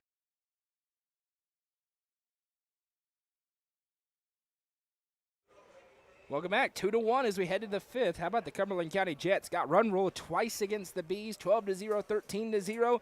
They're in it today. Aaron Minyard's giving them a quality start. Juju Yano back on the mound here, trying to maintain a one-run lead for the regular season district champs. Now we mentioned both these starters didn't throw in the regular season as starters against each other. Obviously, Minyard did throw against him, but only 1 1/3. Yano didn't throw against him at all. And both pitchers have been really solid so far. Just the 2 runs across for the Bees on 6 hits. They've stranded some runners out there. Yano's done a really good job, as expected, against this Cumberland County team, but they've been able to scrape a run across, something that they weren't able to do in those 2 regular season contests. 8-9-1 due up for the Jets. Christopher Gloop and Ostrander.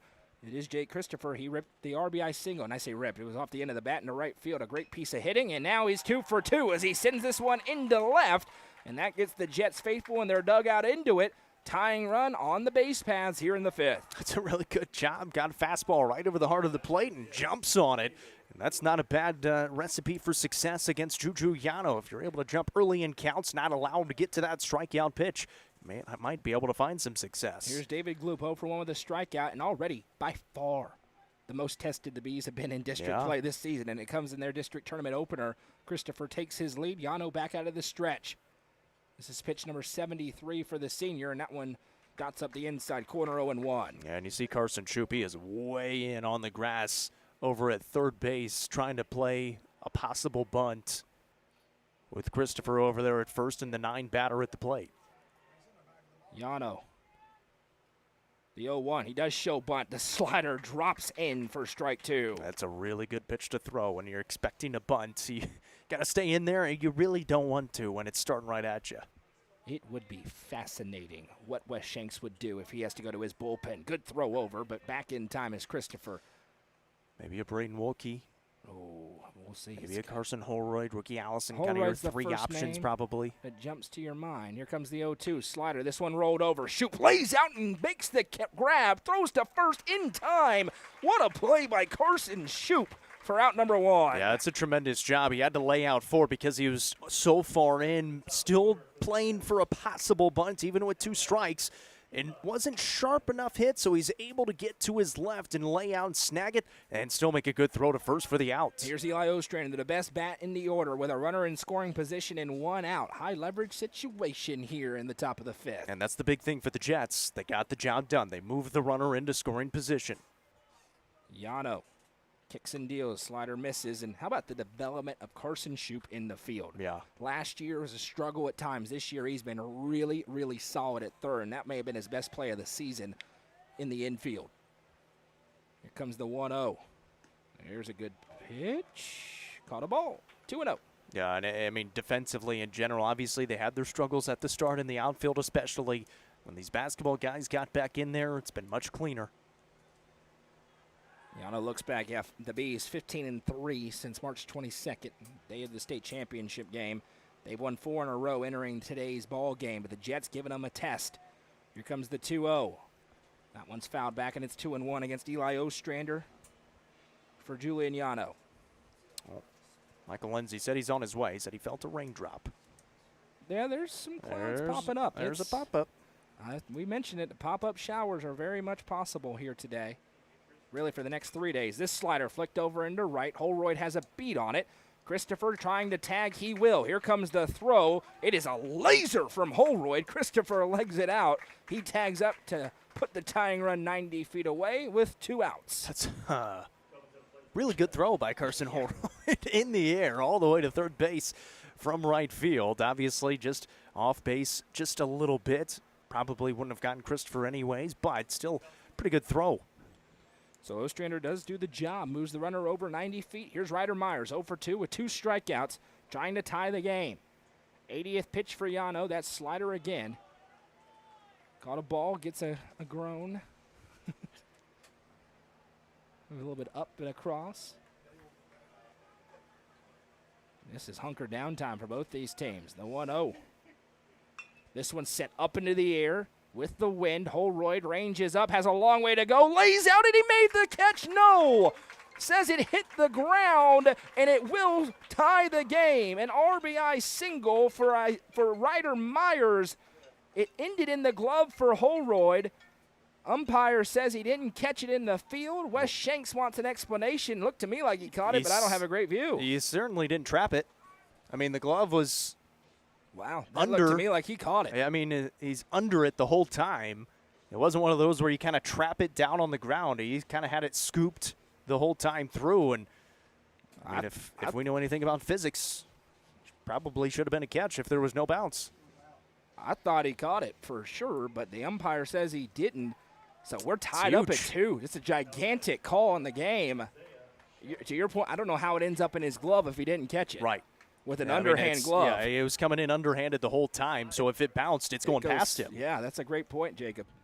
So maybe a break for the Jets. They've tied the game in the 5th, and now Shelton turns on this one in the left field. That is well struck. It is way back, and it is gone. Goodbye, baseball. The next pitch is sent out of here, and the 5 seed has a 2-run lead on the regular season champs. Isaiah Shelton touches them all. Oh, and how big is that call now? It plates that 1 run to tie it, and then the 2-run shot to give them a 2-run lead, 4-2 in the 5th. How about this from the Jets? The Jets with a 3 spot in the 5th. It's time for a mound visit for the Bees. Dalton Drombarger comes out. Wow, how quickly this game changes, and now Cumberland County in line to maybe pull off the huge upset. And we're just kind of sitting there feeling like, okay, feels like Upperman just kind of waiting to see if they could break it open, and here comes Cumberland County. I mean, taking advantage of the runners that they have out on the base path, able to move them over to third. You put it into play, make things happen, and then one mistake over the fence. Great job by the Jets, and now they got a 2-run advantage. How about the timing? The wind really has died down in this half inning. We mentioned how hard it would be to send one out to left. Shelton times it up perfectly, and he caught all of that baseball. And now the pitch count is a factor at 82. And this game is firmly in control for the Jets, and that one behind Connor Hankins. Yano all out of sorts after that home run. And it all started with that play out in right. The next pitch is gone. Brain Green, he kind of was like, hey, I thought that was caught. Of course, Holroyd thought he caught it. He held the ball up in the air like he caught it. Another one up and in. It's 2-0. And Yano, next 2 pitches that he's seen, you're going to see Alec Wilson come in here. It just seems like Yano maybe a little bit overthrown right now. Obviously upset with that one going over the fence. You just got to bear down. You got 2 outs. Got to make a couple of pitches. And this is certainly the latest deficit the Bees have had in district play. This one chopped over. Shoop reads it cleanly. Long throw is good in time. English. But what an inning for the Cumberland County Jets. The 2-run shot for Isaiah Shelton gives them the lead in the top of the 5th. We'll head to the bottom half. It's 4-2. This is the District 7 3A tournament presented by Gentry's Power Equipment on the Watson Chevy UCR Media Network. The Crouch team with Highlands Elite Real Estate proudly presents this beautiful 3-bedroom, 2-bathroom home located just south of Cookeville, boasting 2,300 square feet and a 2-car garage. This home has an upper-level bonus room that could be turned into a fourth bedroom and features hardwood floors throughout. For more information, visit chadandamycrouch.com or call 931-979-1191. The Crouch team with Highlands Elite Real Estate is a proud sponsor of this broadcast on the UCR Media Network. Loading the kids in the car, brokering peace in the back seat, mastering the snack handoff without even looking. Why are simple things sometimes so complicated? Thankfully, with auto owners, insurance doesn't have to be one of them. We work with independent agents who keep insurance simple, so you can worry about more important things, like figuring out what's growing in that cup holder. That's simple human sense. Visit swallowsinsurance.com or call us today, 931-526-4025. Protecting your future, it's what we do.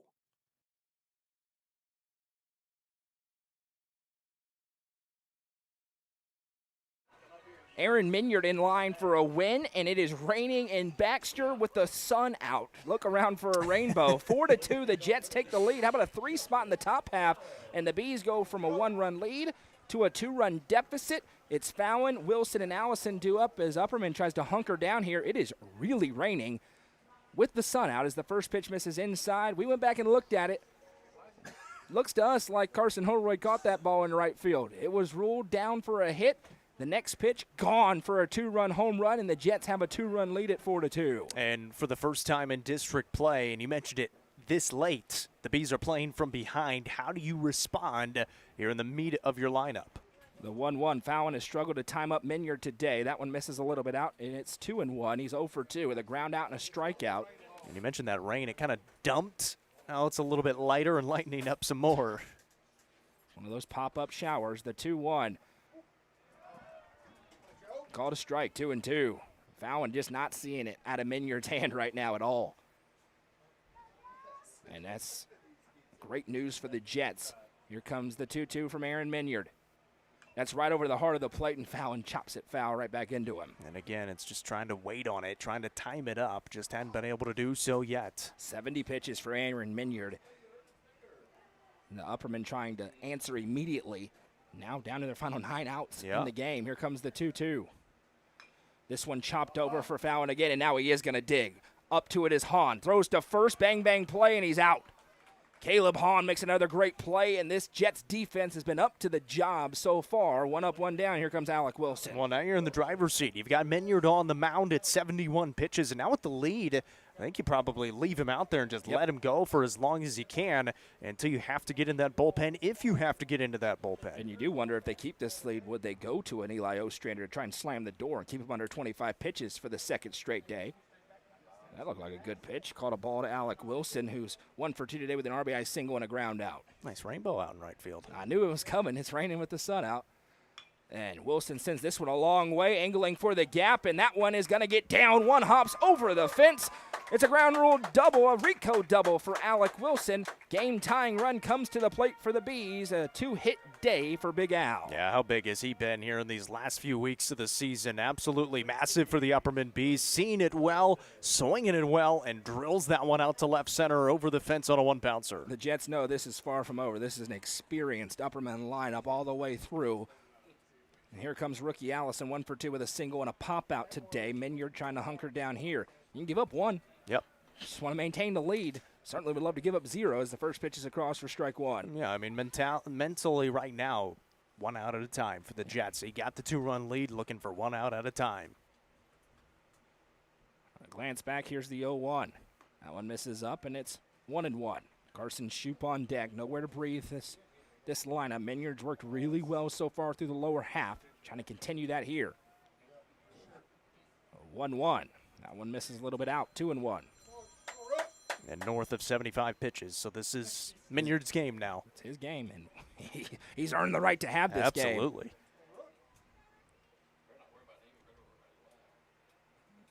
Three looks back. The 2-1. That one misses. 3-1. And I think a lot of it right now, Alec Wilson jumping around at second base, just trying to get into the head of Minyard on the mound. Alec Wilson, 0 stolen bases this season, but he is a wily senior out there, bouncing around.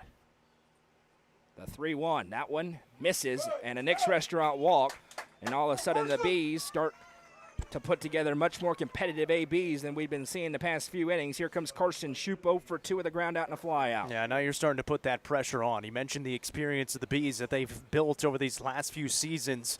It's a program, and they've been to the state tournament. They've won that state tournament. Now you're looking back on that experience here in the first game of the district tournament. First pitch into Shoup, bounces in. That's the third walk of the day for Minyard. He's spaced him out, but now he's way up there.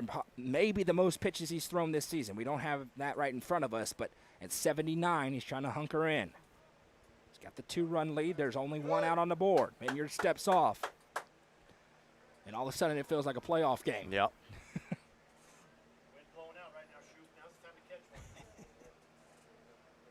Minyard trying to find the strike zone. Here comes the 1-0. Misses inside, and Shoup just gets out of the way, 2-0. If you're going to wear one, the 60-mile-an-hour fastball is the one to wear. Yeah. And again, looking at the flags, it is blown out to left now. So we mentioned it. It is swirling a little bit here in Baxter. Still moving around. Allison does stay on to run here as well. Wants that experience, and now all of a sudden Minyard really struggling to find the zone. That's now 7 straight balls. It's 3-0. You don't want to load the bases for Juju Yano, and that's going to promote a mound visit here from Coach Thompson. What do we say every time Juju Yano comes to the plate? He's got a knack for the big hit. He's hitless today, and he's trying to help his own cause in a major way. The question is, will there be traffic out there? 3 balls, no strikes. Is this the time where Tyler Thompson makes a move with the different calculus all of a sudden? You're winning this game. You win this. Holy smokes. Yeah. You completely so change much everything. Easier. But really tough to make a change at 3-0. Right. And then you got to face, no matter what happens, and then you got to face Juju Yano, the team leader, and runs batted in. If you lose Shoup here, that may be where you make the move. Right. Yano's third time seeing Minyard. Yep. We'll wait and see. And a ticked off Juju Yano at that. Probably feels like he should have been out of this with a 2-1 lead. See if the stop sign's on for Shoup. The 3-0 misses. Ladies and gentlemen, get your popcorn ready. Bases loaded. Bottom of the 5th, a 2-run lead for the Jets. The Bees have not lost in district play in over a year, and here comes Julian Yano striding in a humongous spot. I expect a really big swing on this first pitch. After 8 straight balls, I don't know. We'll see. First pitch, right down Main Street. Maybe the best pitch he sees. It's 0-1. That's a good bounce back for Minyard after struggling to find it. Infield in at the corners. Double play depth in the middle for the Jets, trying to maintain the lead. Bases loaded. 84th pitch for Minyard after he steps off here. And Yano going to take the opportunity to step out on his own as well. It is intense. Here comes the 0-1. Minyard takes a look down this time and lobs it in. That was different. 1-1. I don't know if he just didn't quite get his footing there. Again, it did dump a little bit of rain, so not quite as dry out there on the mound. Yano awaits. The 1-1 from Minyard. Bounces in, gets away. Here comes Alec Wilson. No play at the plate. He scores on the wild pitch. The Bees within 1. The go-ahead run in scoring position. The tying run is at 3rd. And that hurts a lot for the Jets. With no swing in the bat, you bring a run across, and it's still in danger opportunity here for the Bees with the runners on 2nd and 3rd now and just 1 out. If you expected this Upperman team to blink, you probably haven't been paying attention this season, but the Jets still have the lead. Infield comes in everywhere now as the traditional double play is off the board. Yeah, they're trying to cut down that run at home. Here comes the 2-1. Rookie Allison is at 3rd. Carson Shoup is at 2nd. Juju Yano's at the plate. The 2-1. Ooh, called a strike, and it's 2-2. It's that slower velocity. Dips at the very end, catches just a piece of it. It falls off at the end. Minyard looking for a huge punch out. The 2-2 to Yano. This one rolled over. It's a fair ball. Throw comes home. Tag is there. Did he get him? He did for out number 2, and the Jets maintain the lead as Yano reaches on the fielder's choice. That is huge, and a great play by Hankins comes immediately home with it. Obviously, you're not going to get the force over at third, so you bring it right home. Interesting slide from rookie Allison as well at home plate, and it looked like he was kind of in between if he wanted to dive head first or slide with the feet. But they get the out at home, cut down the run. Still first and third here for the Bees with 2 outs. It was a high tag. That's why I kind of hesitated. It was definitely there in time, but Allison's slide was a high slide as well, to your point, and that may have been a good thing for the Jets. Here's Carson Holroyd, 1 for 2 with a ground out and a single. Runner at first and third with 2 outs. 88th pitch for Aaron Minyard. That one misses inside. He's trying to hunker down, and Yano just bounces down to second. They want the run down. The Jets not giving it to him yet. Now a throw down. Yano dives in safely. That's nicely done by the Jets defense. They surrender the bag but hold Shoop at third. Yeah, realize obviously you cannot let that run score, so just kind of the token throw just to see if maybe you can come up with that last out. The Turfmaster stolen base. It opens the base over at first. And Evan Huddleston looming on deck. Holroyd at the plate. Here comes the 1-0 to Carson Holroyd from Minyard. That one just misses, 2-0. And you're in a great spot here. If you're Carson Holroyd, no rain now. It has subsided. That just little cell is passed. Minyard trying to battle in here and get through a jam. Has a 1-run lead, the 2-0. Good pitch, rolled over from Holroyd, and it's through. 1 run scores with ease. Yano's heading home, and he will score. A 2 RBI single for Carson Holroyd, and the Bees take the lead right back. How about Carson Holroyd? A big one for the senior in the first game of the district tournament. Takes advantage and moving up. The junior, Carson Holroyd. Why'd he go through senior day? Oh, you're right. The senior, Carson Holroyd. Yeah, you're right. But a big job by Carson Holroyd. Plates a couple of runs, and the damage not done yet. And Connor Hankins, he didn't quite have his glove on yet, and Minyard was ready to bring it home. That's a huge hit for Carson Holroyd. And heads up base running for Holroyd. He moves over to second on the throw. Here's Evan Huddleston looking for insurance now, as that brief lead for the Jets is just that, very brief. What a piece of hitting for Holroyd. Minyard trying to get out of it now as that pitch misses away. Huddleston at the plate. Worsing on deck. The press box boys are feeling better about themselves. It was real quiet in here a couple of minutes ago. the 1-0. And Huddleston rips this one into left. Quickly to it is Myers. The stop sign shown late. That's a good job by Wes Shanks. But a single for Huddleston, and the parade is on again for the Bees. And here comes Chris Worsing. Minyard now at 93 pitches. No move yet from Tyler Thompson. Still just a 1-run game. It's there for the Jets, but they got to find a way to get out of this right now. Well, the Bees did what they needed to do. They answered back. Not only that, they answered back with the 3 runs that they allowed in that last half inning. And now you're back to the top of the lineup for the Bees with 2 outs and still runner in scoring position. Chris Worsing's been the one kid that has timed up Minyard in all of his appearances. He has a walk, a double, and a single with an RBI and a run scored. It was a 2-run Jets lead to open up the bottom half. The Bees have answered and scored with 3 of their own to maintain their 1-run lead. They're looking for a little breathing room. They haven't had that all game. Minyard with a long look. Now the runner goes. Pitch is right there for a strike. Throw is back to Minyard. It's a Turfmaster stolen base for Evan Huddleston. And also we mentioned some of the players. That's a stop sign. I'm not sure Wes Shanks throws last year. That's a good job by the head coach in the third base coaching box to stop Holroyd because he was going to be cooked at home. Worsing awaits. The pitch was a strike. 0-1 coming here to the sophomore. Lefty-righty matchup. Worsing chops this one over. A look back. Now the throw to first is low, and it gets away. Run will score on the error. Another run comes across, and the Bees starting to separate now. It's 7-4. And the first time that we've seen not a great throw in the infield. It is going to be an error. The E5 on the low throw. Good job by Chris Worsing to leg it out. Plates another couple of runs, and now the Bees starting to open it up a little bit. This inning has been crazy. Yeah. Top to bottom. Now here is Braden Green climbing in with a 3-run lead. He's looking for more. Justin Fallon's on deck.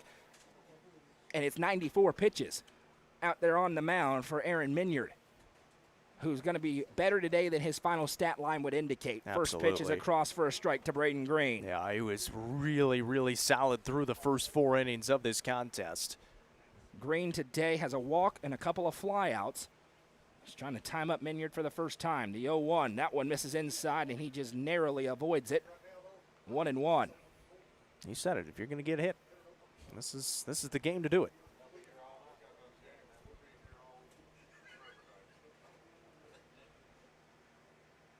Green rips this one foul. There was a little uneasiness for the home fans in the ballpark after that ball left the yard, but this is an Upperman team that has answered the call with a 5 spot in the bottom half. Yeah, once they got past the shock factor, they said, yeah, you know what, we're still the #1 team in this district and one of the best teams in the state, and they have responded well.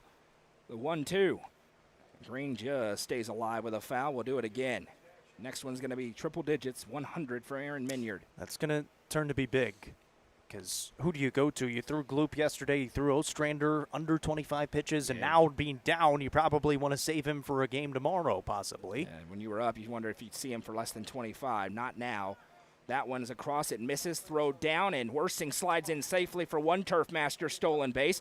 He's going to advance over as the center fielder Ostrander delivers a ball in. So 1 stolen base for Worsing. And then advancing to third on the throw is going to be an error. It's the 3rd error of the game for Cumberland County, and now another runner 90 feet away for the Bees. Coach Shanks slipped up a little bit over there in the coach's box as well. He doesn't have the cleats on today. So Chris Worsing has 2 more stolen bases today as well. He's done a little bit of everything. It's a 2-2 to Green. Minyard delivers. He swung at ball 3, but he tips it, and we'll do it again. He sure did.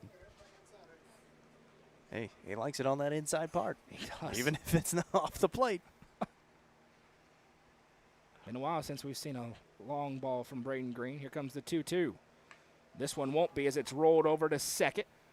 Bobbled a couple of times, and Green is safe. Another error leads to another Upperman run, and a little bit of deja vu for the Jets. We mentioned it's been 1 inning spurts this year. This has been a bad one. 6 across already for the Bees. Well, they were up 9-0 yesterday against Livingston Academy. Ultimately won 9-7 because Livingston Academy answered back late in that game, and now the Bees seem like they're starting to do the same thing. 6 runs across here in the inning, and now Thompson kind of looking to the bullpen, seeing if his reliever is ready. Now looking to the dugout, started to make his way out, and he's going to leave him out there for now. And I chuckle because he gave the little hand. Well, it's just that go. might be one of those, all right, it's 4 runs, let's play for tomorrow. First pitch swinging for Justin Fallon, and maybe a piece of brilliance for Coach Thompson. This is a tough play. It's angling into near fair territory, but it is foul, barely. That thing was wobbling. That would have been one way to get the record for Fallon. Green was already to third. He will retreat. Justin Fallon, he's 0 for 3 today, and you wonder if he's pressing just a little bit, trying to get that record. Well, what'll ease that pressure a little bit is now you got the 4-run advantage. That always helps. Braden Green's at first. He reached on the error, and the Bees have batted around. Fallon opened up this inning. Minyard with pitch 103. That one misses outside. It's 1-1. I mean, he was looking like he was cruising to a complete game victory to open up this frame, and the Bees have completely flipped it on its head.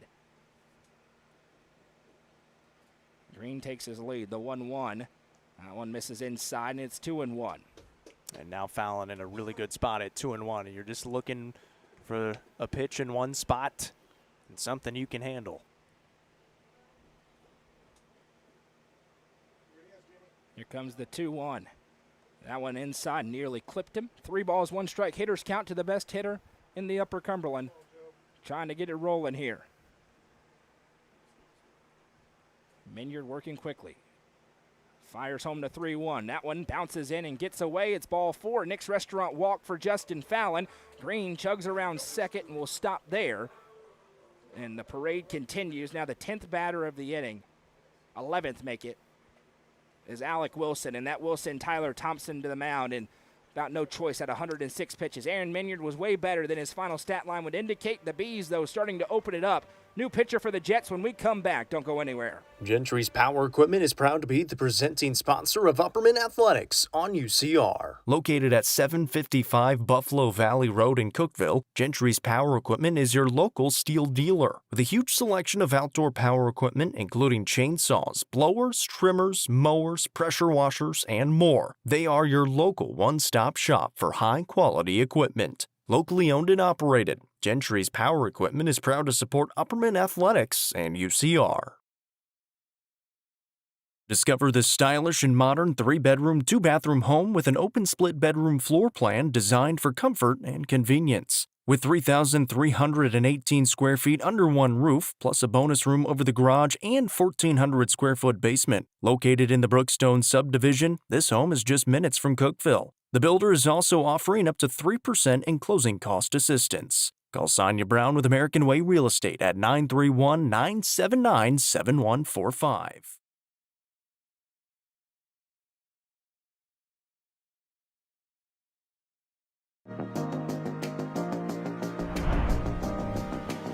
What if opportunity was all in a day's work? We find new ways to make vacation dreams a reality. And that inspires me to do my best work every single day. What if you can make a real impact in people's lives with a team that cares?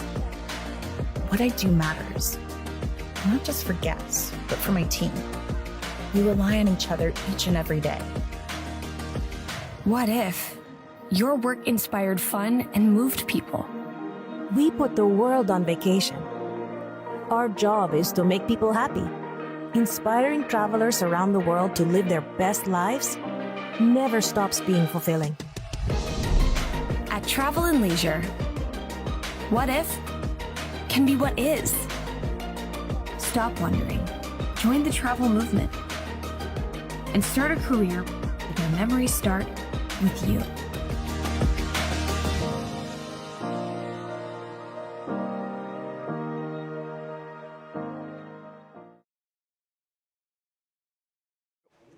New pitcher on for the Cumberland County Jets is the right-hander Rylan Burnett. He enters against the 11th batter of the inning for the Bees. They went down by 2 runs, 4-2, after a 2-run home run in the top half, but they have answered with 6 so far, 2 on, 2 out for Alec Wilson. Braden Green's at first. Cody Lowe's running for Justin Fallon. He is at first. And Alec Wilson looking to add on, already a 2 for 3 day with a double and a single. He also has an RBI as the first pitch from Burnett misses outside. He does throw harder than we saw Minyard in the 70s with the fastball. One on the radar gun said 95, but we think that was probably a misread. Not correct. Yeah, we don't think it was 95. You never know. Maybe he revved it up. High leg kick, the 1-0. Wilson flicks this. Could be a fairly tough play. It hangs up long enough, though, to be run down and right, and that will retire the side. But the damage is done for the Bees. They bring 6 across to regain the lead. It's 8-4 as we head to the 6th. This is the District 7 3A tournament presented by Gentry's Power Equipment on the Watson Chevy UCR Media Network. Looking for weekend lunch and dinner plans? Since 1971, Nick's Restaurant has been locally owned and operated. From mouth-watering prime rib to delectable ice cream pie, Nick's has it all. Their cozy atmosphere and great service will make you feel right at home. Plus, their banquet space is perfect for any event. Visit them at 895 South Jefferson Avenue or online at nickscookville.com. Nick's Restaurant is a proud sponsor of this broadcast on the UCR Media Network. Proudly introducing Upper Cumberland Generators for all your home power solutions. Locally owned and operated, Upper Cumberland Generators are here to make sure you have peace of mind no matter the situation. With new and reliable generators. Call 931-265-1702 for more information or to order yours today. Upper Cumberland Generators is proud to support this broadcast on the UCR Media Network.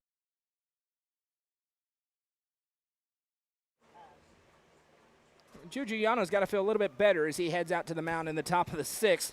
When he left the mound last time, it was 4-2. The Bees were down. A 6th spot in the bottom half of the 5th, though, has flipped the game on its head. 8-4 as Upperman tries to win their 11th game in district play this season and obviously open up their run in the district tournament. In the win column, this Jets team has shown some explosiveness at the plate. They're looking for it here with 5, 6, 7 due up. Yeah, 3 runs across in their last inning at the plate, obviously, aided by maybe a call out there in right field. We went back and watched it. It's really, really close. It sure looked like Carson Holroyd made a great play on it out and right. Doesn't matter now. 6 runs across in the bottom of the inning for the Bees to make it an 8-4 advantage. The one thing that stands out to you right now, 85 pitches. So for Yano, he still has 35 to work with the max of 120 for these final 2 innings.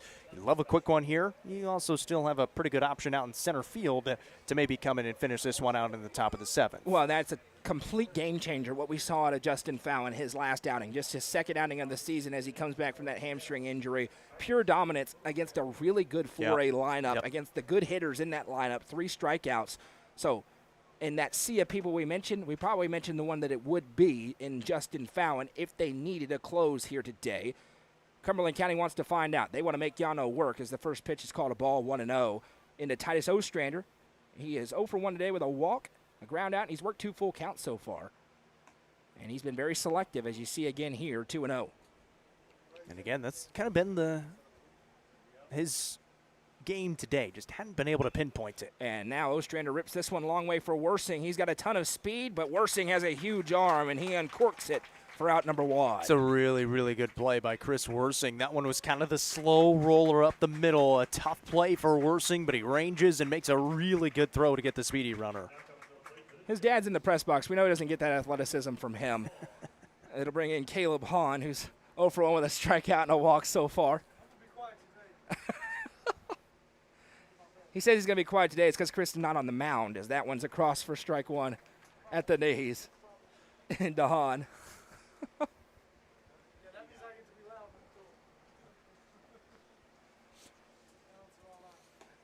0-1, that's close but no cigar outside. 1-1. Looking forward to game 2 today. White County starting to show up for their 7 o'clock game against Stone Memorial. Broadcast coverage coming up. That team is red hot. 1-1 is across, 1-2, 91 pitches, and a good start to the frame for Yano. Goose is here, and then he's going to head over into Cookville as the Cavaliers take on Stewart's Creek. That one up high. It was a check swing, appeal down, did not go, so we'll do it again at 2-2. Again, our thanks, huge thanks to a presenting sponsor of this entire tournament, Gentry's Power Equipment, your hometown steel and Exmark dealer on Buffalo Valley Road in Cookville. Slider in there, called, strike 3 for the first time in a couple of innings. It's a Thompson Machinery and Cat Rental Store strikeout for Julian Yano. Yeah, you mentioned a few innings ago that strikeout count had skyrocketed here in these last 2 outings. He was 14 last week, and against Station Camp already up to 7 today, but he was sitting on 6 for quite a while and able to get that 7th one. Jaden Hensley's 0 for 2. He's grounded out and flown out so far. He steps in here for attempt number 3 against Yano. And the first one misses outside, 1-0, and for Yano, just the really one blip is that left a pitch right over the heart of the plate, and no mistake made from Isaiah Shelton, the 3-hole hitter. This one flared out into center again, and that one will be caught. And I believe that's Evan Huddleston, who has moved over into center that's potentially. Still Justin no, it's Fallon. Justin Fallon back in there. My apologies. But it will retire the side. The Bees looking for more as we head to the bottom of the 6th. It's an 8-4 ball game.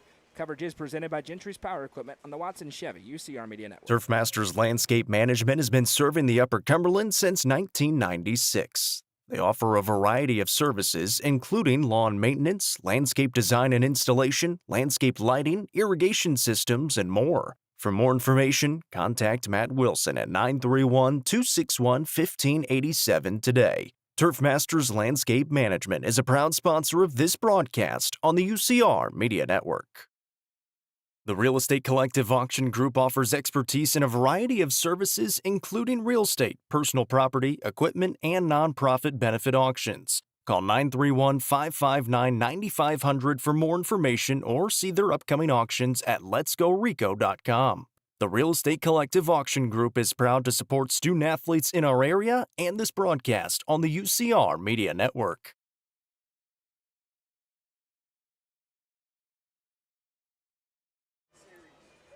Rylan Burnett back to work here for the Jets. He got an out on 2 pitches to retire the side. He's trying to keep it right where it is. One set of ABs left for Cumberland County in this one. Allison, Shoup, and Yano due up for the Bees. I'm Noah. That's Jacob. We're happy to be along with you here. Petey is here in the press box named after him. The Jeff Petey Goolsby press box. Press box boys are here as well. Full force. Press box boys. Chud is here. Chris is here. Matt, Young, Jimmy. The newly air-conditioned Jeff Petey Yes, press box. the AC with the very professional-looking ceiling fan. Pushing the We air have a towards- chandelier in here now in the press box. I mean, it's really looking beautiful. I'll tell you one thing that is beautiful. Yes. That field. The field is great, and you know why? Our friends at Turf Masters Landscape Management are taking care of this field. It hadn't rained very much, and it's still green and pristine out there. Green and pristine. Upper Cumberland Generators, our friend at Upper Cumberland Generators helped out with this AC unit. We can tell because that part looks sensational. And then we've got the hanging fan in front of it that was not put in. That was put in by our friend Matt at the end of that. I won't mention the business on that one. That's not a good look as that one bounces in. But it gets the job done. It is much cooler in here today. 3-0 to rookie Allison. You shout out the press box, boys, and it breaks loose. That one misses low. That's ball 4. Oh, They 3 say and it's 1. 3 and Okay, there 1. was a strike in there. I was not paying attention. I so think it was on the first pitch, There and we then I go. moved it. So it is 3-1 to rookie Allison. We were distracting the scoreboard operator. And then he just swung at ball 4, so now it's 3-2, a full count.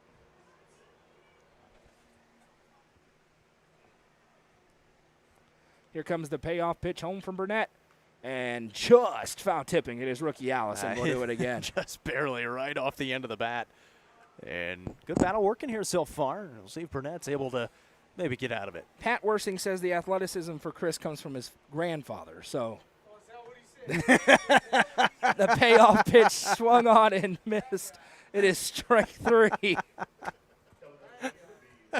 Rylan Burnett gets the punch out, rallying back from the 3-1 count. It'll bring up Carson Shoup. Chris tremendous disagrees response. in the press box with that assessment, Pat. Here's Shoup. He's worked a walk and flowed out and grinded out today. Rylan Burnett, 2 up, 2 down so far, dating back to the last frame. Stopping the bleeding. It was a carousel for a minute there for the Bees. 11 batters in that 5th inning. He's coming in, retired 2 in a row, so he's done the job. Bees trying to get a big win again. You don't play until Saturday. If you win today, if you lose, you're playing again tomorrow with your season on the line. And then you also would play again Saturday with your season Right. on the line. The 1-0. Shoup rips this one over into left field, and it is down. One hops over the left fielder, and Shoup going to pull into second. And it's going to be a hit and an error out there for Carson Shoup. Give him a single. Now he's in scoring position with an out. And here comes Juju Yano. Yeah, it did take a bounce in front, but just wasn't played well out there in left. Still kind of charging into it rather than letting it come to him. It gets past him, and so Shoup able to take advantage and go into scoring position. Now you got the team leader and runs batted in at the plate with a runner in scoring position. This is an Upperman offense which, since getting their full complement of players, has been raking. Yep. They do it again today with 10 base hits and 5 errors in the field for Cumberland County. They were great through the first 4 frames. Started to fall apart a little bit on the back end. Yano looking for insurance for himself as he strides in here. And we kind of talked about it a couple of days ago. In years past, it's been the long ball that's been really the big factor for the Bees.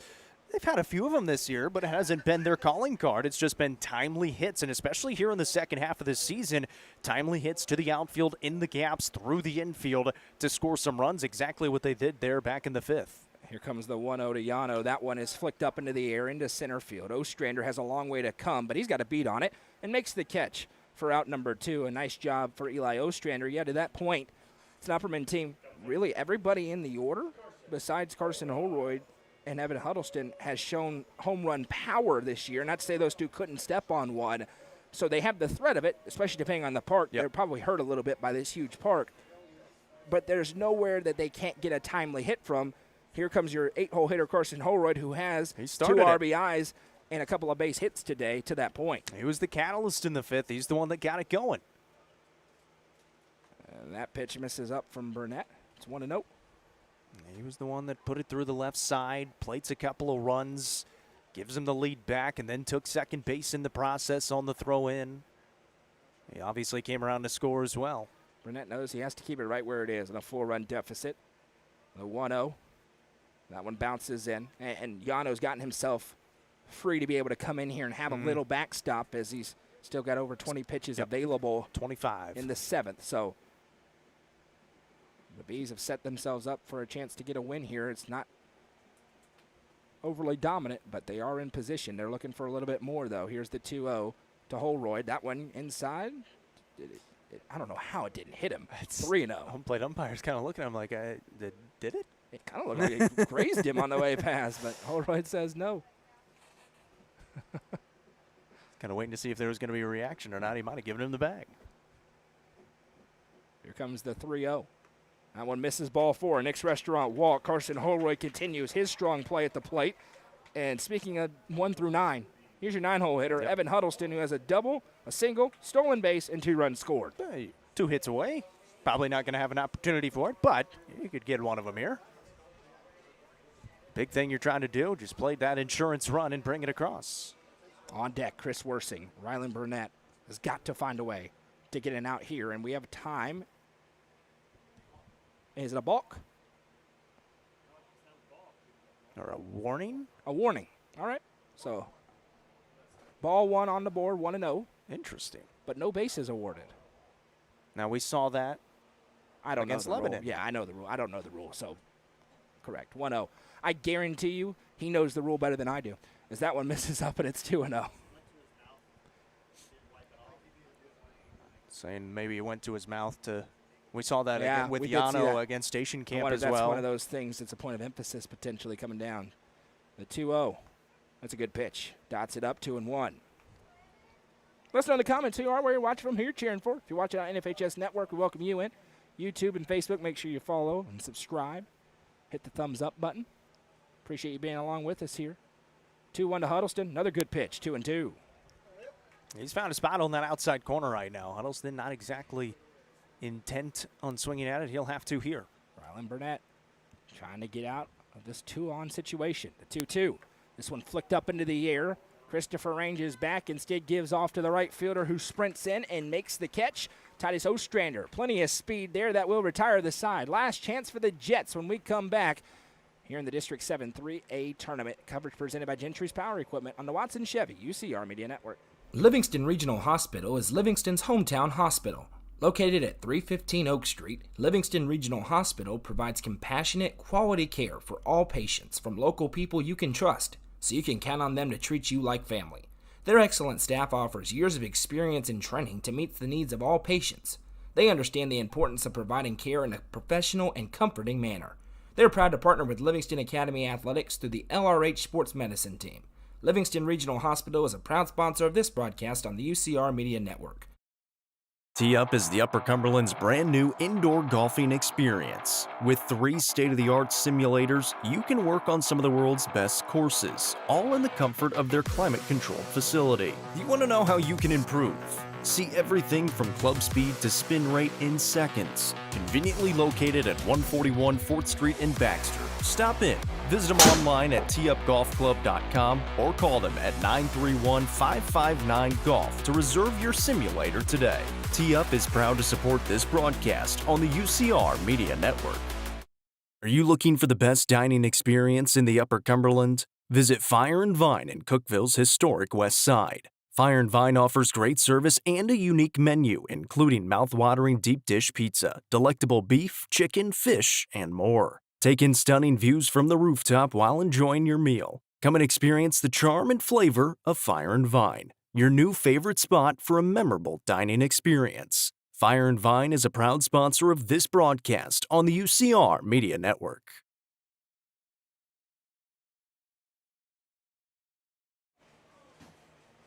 Welcome back. It is a call to the bullpen for West Shanks, part 2 of their 3-headed pitching monster. They give the ball to the sophomore right-hander, Chris Worsing, trying to slam the door.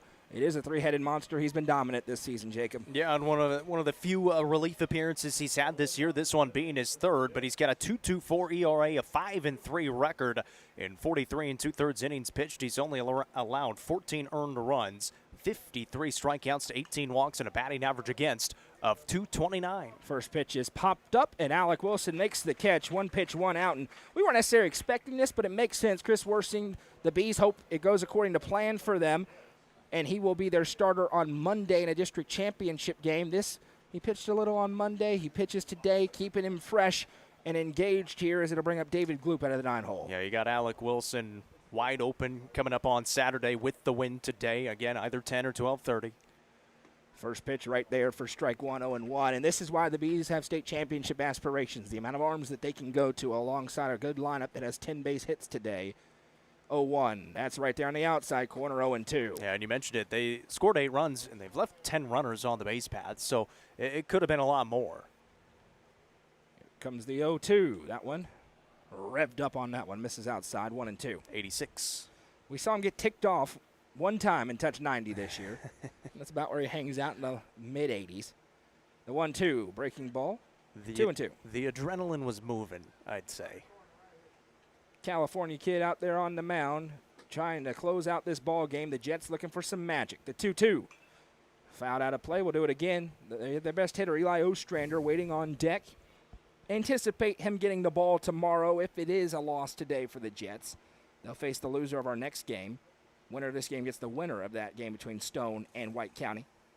The 2-2. This one swung on up the middle. Gloop as Yano ranges a long way, throws over and makes the play. That is tremendous by Juju Yano for out number 2. Well, he had the 360 move the last time they played here. That time was just as good. Didn't have to go the 360. Really nice play by Juju Yano, who was on the mound for 6 innings and then goes right back to shortstop. His arm is loose, and now Eli Ostrander is the Jets' last hope here in this non-elimination district tournament game. He tripled the first AB of the game. Since then, he's flown out a couple of times. First pitch misses up, 1-0 from Chris Worsing.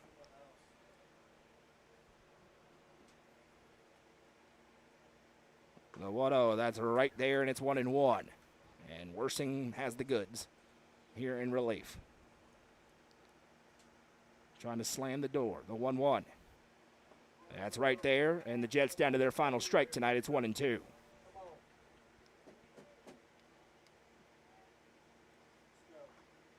Chris Worsing knows what he wants to throw. The 1-2 to Ostrander. Swung on and missed. The Bees survive a 5th inning scare from the Cumberland County Jets and rally back to get it done. They open their district tournament run with an 8-4 victory. 20th victory of the season for the Upperman Bees as well, outpacing what they did last year, and it comes in district tournament game number 1. Really good win, really good response right away after giving up those 3 runs. They get the 3 runs back, add 3 more, and able to get the 4-run victory. Really, really good win, and we talked about it. That comes from that experience that they have built over these last few years and able to respond. They get it done today. Julian Yano, he gets the victory. Chris Worsing comes on in relief. And really 1 through 9 in the lineup. Everybody made an impact today. Not a bad performance at all by the Cumberland County Jets. They played it smartly. Tyler Thompson wanted his team to have a chance. Aaron Minyard did that. Ultimately, the regular season champs pulled away late. They didn't burn any arm that they're going to need in an elimination game. They have Eli Ostrander ready to go, and they're hoping to run their way through the bottom half of the bracket to at least get into the region tournament. 10 hits, 8 runs, no errors in the field for the Bees. For Cumberland County, 5 hits, 4 runs. They had 5 errors in the field. You mentioned Juju Yano. 6 innings, he allowed 5 hits, 4 runs. All of them earned 2 walks and 7 strikeouts. Obviously, the clean inning of work there by Chris Worsing with the strikeout involved. I kind of want to go with Carson Holroyd for the Nelson Trophy and Screen Printing Player of the Game. 2 for 3 today. He scored the run, but he drove in the 2 most important runs of the game to put the Bees back on top and was the catalyst of that run back there in the 5th when they were answering and able to get the job done. So the senior Carson Holroyd, the Nelson Trophy and Screen Printing Player of the Game. The senior Carson Holroyd is the Nelson Trophy and Screen Printing Player of the Game. He comes through with the big 2 RBI base hit as the Bees erase a 2-run deficit and pull away with an 8-4 victory over the Jets. They'll face off against the winner of our next game, which will be in a new stream in about an hour. The White County Warriors taking on the Stowe Memorial Panthers. The Jets will take on the loser of that game in an elimination game tomorrow at 4 o'clock. The rest of the tournament, we're here for all the action. Jacob and myself. Jacob will take the play-by-play headset in game number 2, which means I'm doing color, and that can get colorful. We're going to have a good time here in the Jeff Petey Goolsby press box. Final score in game number 1 from Baxter. Upperman advances on in the winner's bracket with an 8-4 victory over Cumberland County. Much more to come. Don't go anywhere.